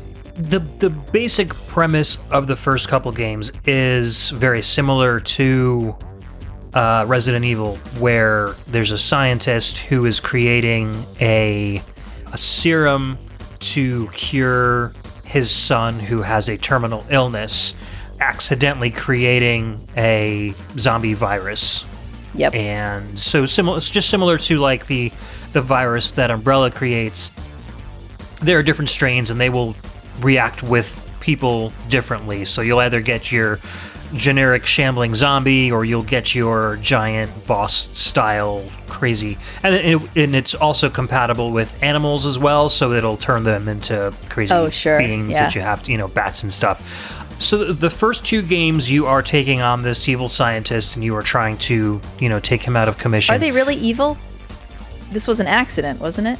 Well, what happens is once he discovers that the serum creates these zombies, etc., then he starts using it for... Oh, I see. Yeah, so then it kind of goes off the rails, and they become true, real bad guys. Not until I think the second game is when it actually goes into the backstory of how the virus was created. In the first one, it's just this evil guy, behind a desk going "Wahahaha" as as the team kind of gets closer to him. As one does. As one does. The third game takes place entirely after the virus has gone widespread around the world, and the world is so basically that's a post-apocalyptic game. Yeah. Okay. Interesting. And so you are then kind of going through these old, dilapidated science labs, trying to get to the source of this I think it's to get a vaccine to clear the world from the zombie virus. And then the fourth game is actually a prequel to the third game, which takes place just before the apocalypse happens. So it's kind of like the events that lead up. So it goes like two kind of standard games. Suddenly the world ends, or has ended, and you're in it. And then the fourth one is this is how the world ended. So it's interesting. I wanted to play something from the third game, but I really didn't care for House of the Dead 3's soundtrack. It had different composers. It was high energy music, but it didn't really have as much of a groove and melody. It was more like just energetic background music for shooting zombies too, instead of stuff that would kind of be listenable on its own. And I really liked what they did with the House of the Dead 4 soundtrack. So I decided to pick something from there. It's not truly a post-apocalyptic game, but I would call it like a para-apocalyptic game. Like this nice.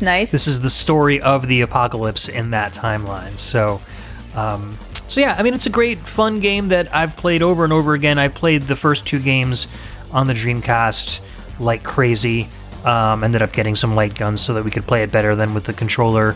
And I think I got this one on the PS3 as well, and you can use it with the Move controllers, those sticks with the big balls on the end of them, and that really helps you play a little bit better too. So I've always loved light gun games, Virtua Cop, Point Blank on the PlayStation. Those were tons of fun. My brother and I, they're great because they're co-op games that you can play side by side without having to fight each other, and my brother and I would always kind of get at odds. So we like cooperating a lot more than we do like facing off against each other. So these light gun games were great ways to kind of go on the same mission together and not have to worry about. The only thing we would worry about is one person taking a health pack when the other person is lower on health and that kind of stuff. So right, yeah, you're supposed to call that out, man. Exactly. Sorry, I really needed it. I needed it more. I'm better than you. Yeah. Otherwise, it's just kind of a fun experience. So that's funny. Yeah, we were just, you and I, Ed, were just talking about our age difference the other day and how, like, when I was a kid in elementary school, you were already in high school. And so I feel like this fits with House of the Dead because this is exactly the kind of arcade game that scared me when I was in arcades. So if you imagine this hypothetical arcade that we're both in at the same time when we were younger, you were at the House of the Dead cabinet shooting everything, and I was like avoiding that cabinet because I didn't want to see it. I just think that's funny. This and like Time Crisis, all of the light gun related arcade games past a certain point. Not the old school ones, but when they started getting more realistic, and then when they were big with the flashing lights and stuff, that's when I started kind of being wary around them in arcades. And I can imagine those looking really monstrous to a little kid too, because they had huge. Like big 40-inch screens, and they were always the loudest too. Ones. Yeah, exactly. So, nope. Very interesting. So this is a game that you might find a little more palatable, and it's got a great soundtrack too. Our last track of the show is called Road Freak from a game called Double Kick Heroes. I've been wanting to feature a song from this game for a long time, and I haven't been able to until now. So this came out on the PC and Mac in 2018, composed by Frederick Mott, otherwise known as El Mobo.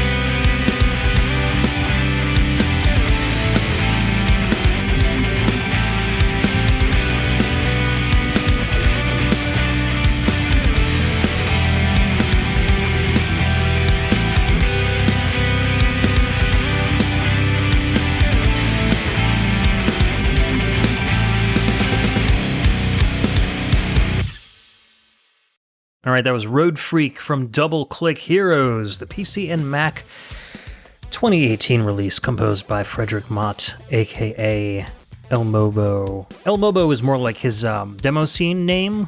He has been a composer for decades and decades. He started off in the demo scene and wrote lots of Amiga tunes and music for Amiga games, and was just a whiz with the Amiga sound hardware. He's put out a couple of great tracks, which are like, he does jazz fusion, he does like straight up rock, but all done with like electronic samples. He does just straight up kind of like demo scene keyboard wizardry. So he's an immensely talented composer. He also plays obviously acoustic instruments as well. So this is him drumming, guitaring, keyboarding all by himself, nice. as a full rock band. Yeah, he's a good dude. Also, he's really active on social media as well. I've spoken with him a couple times. So really nice guy, bilingual in French and English, which is nice.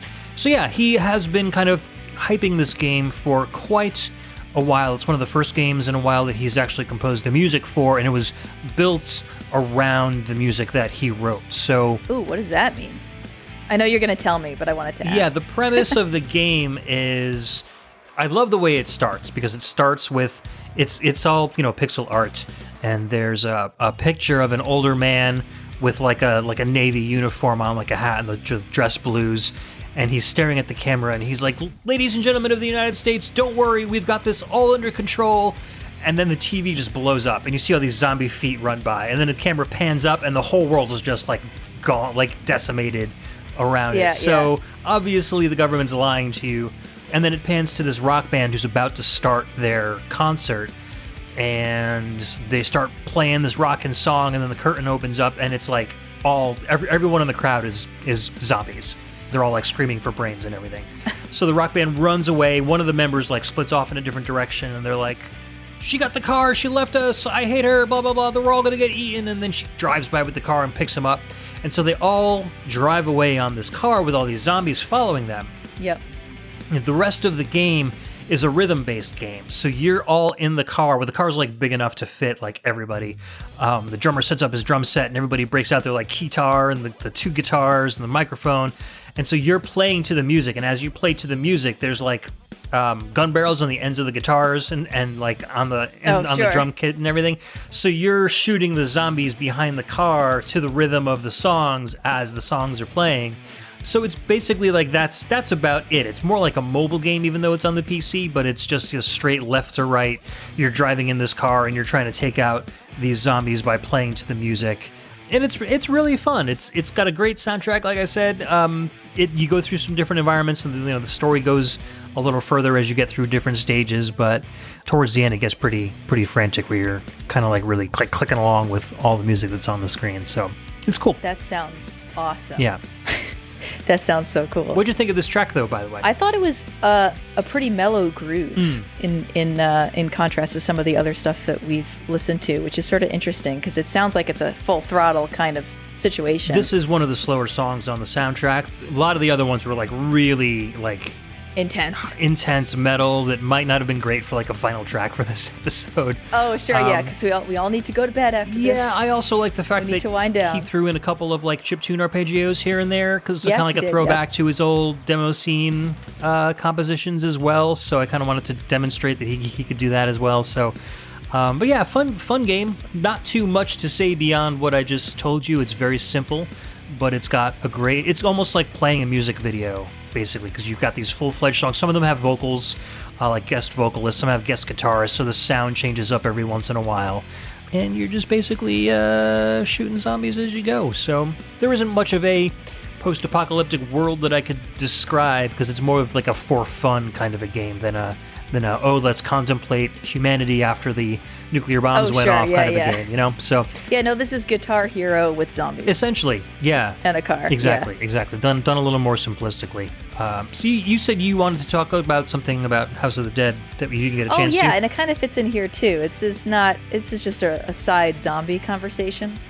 But I was just quickly looking up House of the Dead on Wikipedia, because I was trying to figure out which game I was playing on the Dreamcast and trying to place the game in chronological time in terms of pop culture and stuff. And one of the things that's specifically mentioned on the Wikipedia page is that, quote, "The House of the Dead has also been credited with introducing fast-running zombies, which became popular in zombie films and video games during the 2000s," end quote. So interesting. Wikipedia is claiming it started with House of the Dead, which I think is really kind of cool, because this is something my husband and I have actually had a debate about zombies. I don't remember how these conversations start, but they're saying the House of the Dead has been, along with Resident Evil, credited with popularizing zombie video games as well as repopularizing zombies in wider popular culture from the 1990s onwards, leading to renewed interest in zombie films during the 2000s. And then they go on to say the House of the Dead has also been credited with. So I'm assuming that they are talking about, they're specifically referring to the series here as opposed to. But yeah, my husband and I had a conversation about, it probably came up when he was playing Left 4 Dead. We have one of the Left 4 Dead games, which is actually, I think that they're really cool. Not necessarily something that you would expect Emily to be able to watch. And sometimes I do have to walk away, and I have had nightmares. But mostly not related to the zombies, but related to the carnage that is left behind. Right. But I think that is a very cool game. But I was surprised by how fast the zombies moved in that game. And so my husband and I had a conversation about whether or not the shambling aspect of the zombie is kind of, how do you then define zombie if you can't define it by its shambling nature? And then we started getting into, I was wondering if like the shambling nature of zombies implied brain damage, or if it was just that the body wasn't responding right. We got into this like whole deep thing about what is actually going on with a shambling zombie. I could talk for hours about this. Yeah, right? So, I mean, we haven't talked a whole lot on this track. I mean, how do you feel about fast zombies? Yeah, this has been a divisive discussion within the zombie game player and zombie movie watcher community forever and ever. You know, movies like 28 Days Later, where it's technically a zombie movie, but it's more like a, lots of people call it like a rage virus instead of a zombie virus, where it just increases a person's abilities instead of decreases the body's abilities. Right.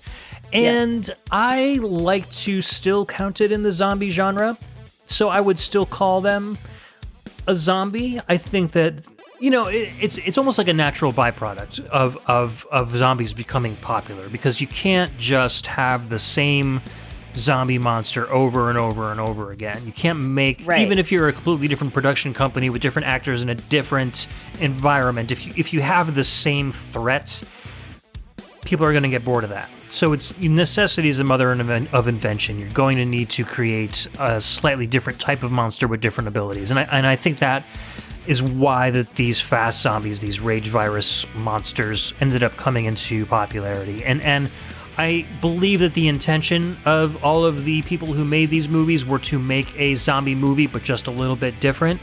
And so that's why I decided that I would count them in with. Even earlier on in the podcast, we talked about I Am Legend, which is, those are probably the most removed from zombies that you can get, but I still kind of count that in the same genre, because we're still talking about an abandoned environment with a lone survivor against a horde of non-human entities. Right, yeah. So I guess it really comes down to how specifically and how granular you want to get when you're talking about a quote-unquote zombie movie. Right. My definition seems to be a little bit wider, because I like to kind of encompass the whole breadth of movies and media that were inspired by zombie films as well as zombie films themselves. So I guess that's my answer. That's fascinating. The long and short of it is, yes, I would count running zombies as zombies. I think that's zombies, kind of what you asked me, that I kind of went all the way around before actually answering. I don't think I had a very specific question, but yeah, it's interesting to me because as someone who didn't ingest zombie media, I obviously had the Night of the Living Dead sort of shambling, brain eating. That was basically all that I thought of when I thought of zombie. And then when I saw fast running zombies in Left 4 Dead, that prompted that whole conversation about how do we actually define a zombie then? I had a friend in college who was a cinema major who loved zombie films, and he defined zombie films more by the metaphor of a society trying to change you to become one of an overwhelming group when you don't want to be. To him, zombie films were about the underlying premise, overwhelming homogeneity, right? Exactly. Right. Versus you, the lone survivor. But yeah. Oh, I have another zombie question, and then we can wrap this up. Sure. But I'm just interested. To you, this is something that I had to think about when I was playing Resident Evil. I had always assumed that in Resident Evil, the zombies were people who had died and then were reanimated, but that's not true. They become a zombie from the virus. They don't have to die first. In Resident Evil, correct. Yes. Right. Well, but I believe the way they explain it is that the virus... No, you're right. Yeah, in Resident Evil, they can... See, it's different because there are both regular zombies and then there are monsters. And like... right. Scientists, like, what's his name? Richard Berkman? Whatever his name was. He injects William Birkin. He injects himself and then mutates right there on the spot. Virus, yes. Not the T virus. See, yeah, so different viruses might affect you differently. So I believe with the original zombies in Resident Evil, those were people that had died and then were brought back by the virus. I don't know, though. I don't know if they do. Because that whole itchy tasty guy just documents his whole descent. Oh, yeah, you're right. Okay, so it's See, it's been a long time since I've played it, but yeah, now that he was literally turning into a zombie over a course of several days, which is very different from most zombie media. Like, at least in The Walking Dead, tell me. So in The Walking Dead, if you get bit by a zombie, you develop a fever, you get very, very sick, that fever kills you, and then anywhere, depending on your body's composition, anywhere from like 5 minutes to 5 hours after death, you will reanimate as a zombie. Interesting. Some, like World War Z, the movie, you would go into spasms as soon as you got bit, and then you would immediately turn. It was like 3 seconds between your death and then reanimating again.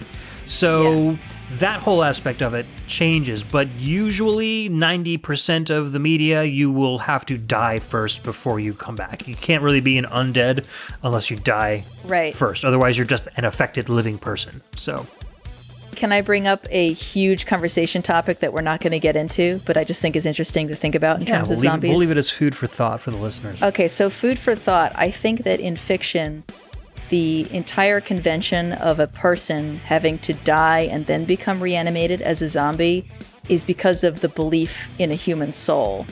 That if a person doesn't die and release their human soul and then come back as the undead, they are still the person that they were.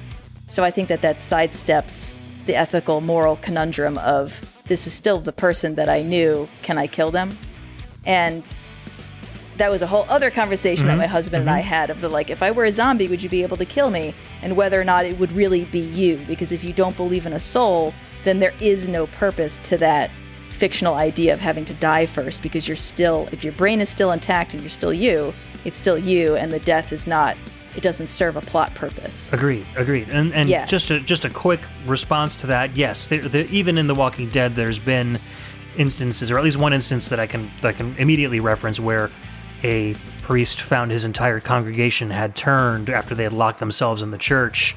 Yeah. And then he had to wrestle with whether they were still his congregation, whether their souls were still... So it's exactly what you were talking about. And that has popped up over and over again in the Walking Dead universe, where people are afraid to kill the bodies of their loved ones who have turned, because they feel like they're actually killing. Not sure. And they really have to get over the fact that they're not that person anymore, and they never will be again, and they are a threat. Right. So, right. And sometimes it's successful for them, and sometimes it isn't. So, but that's, you're not alone in that thought process there at all.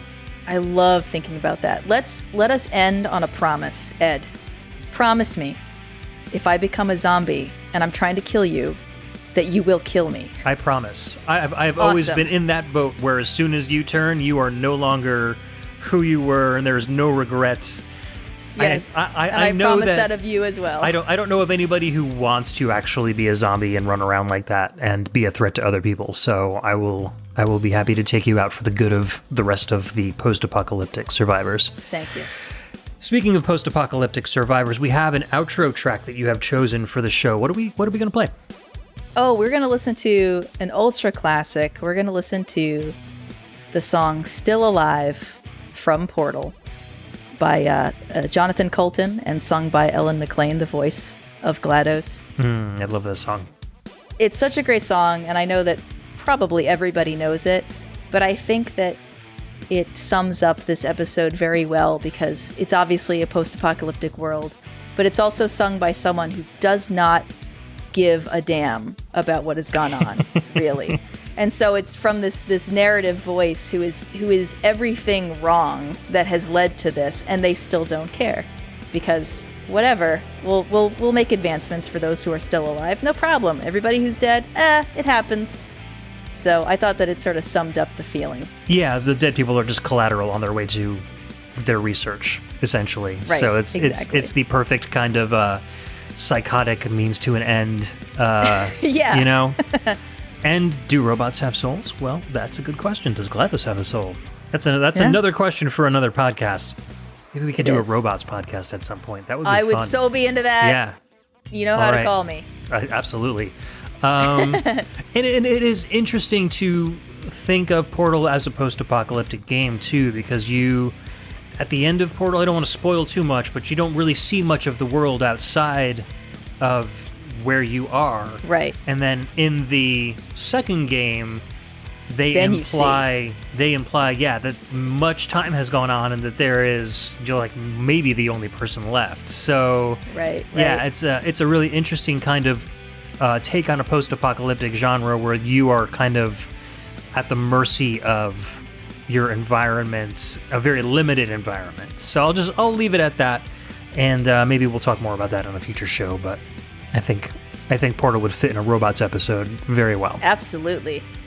So as always, to wrap up the show, I would like to thank Indira J, aka Metal Sorcery, for the art, and Trevin Hughes, aka Dread, for the podcast theme song. You can find us on Facebook at facebook.com/groups/The VG Embassy. You can find us on Twitter at The VG Embassy or Instagram at The VG Embassy. If you want to hear our show on other platforms, you can check us out on iTunes, on Spotify, on Google Play Music, on any RSS feed catcher that you or your Android or your iPhone can pick up. We are all over the place.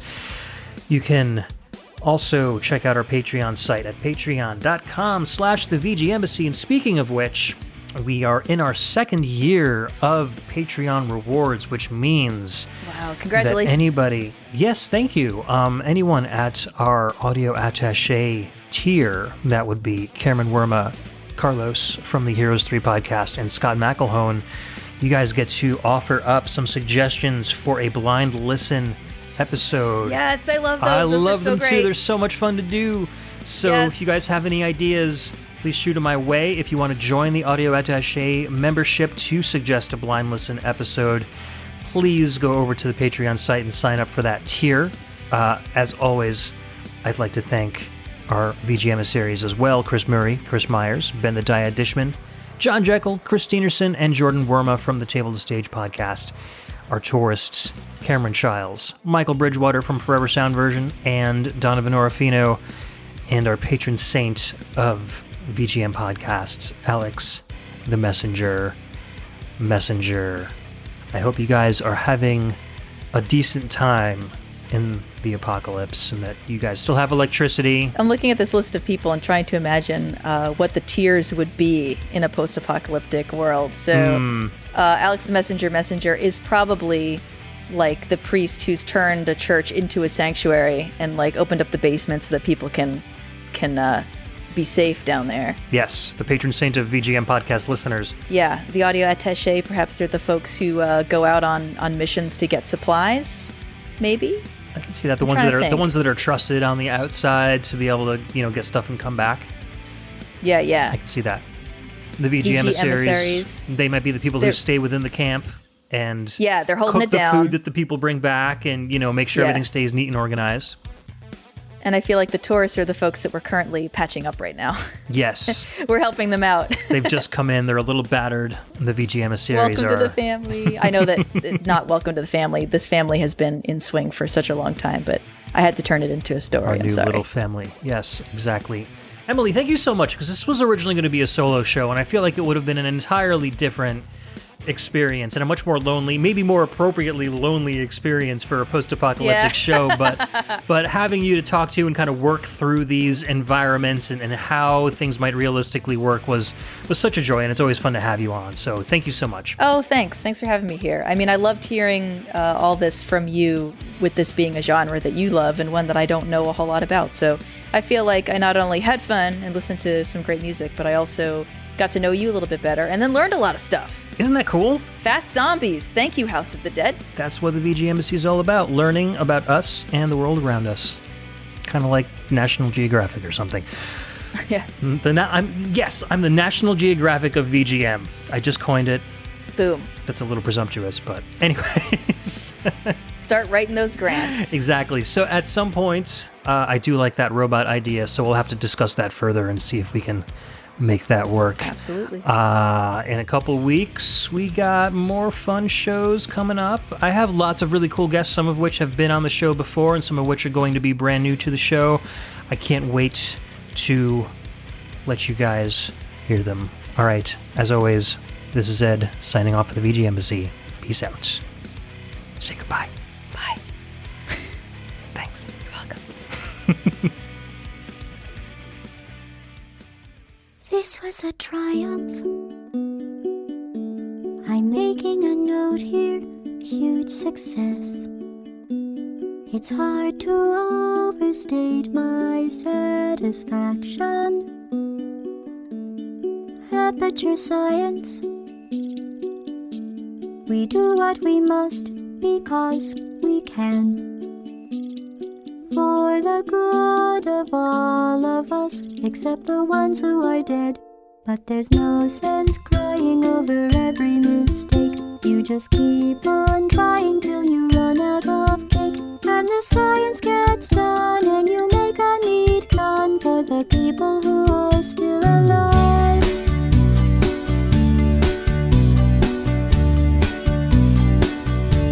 I'm not even angry. I'm being so sincere right now. Even though you broke my heart and killed me and tore me to pieces and threw every piece into a fire. As they burned, it hurt because I was so happy for you. Now these points of data make a beautiful line, and we're out of data, we're releasing on time. So I'm glad I got burned. Think of all the things we learned for the people who are still alive.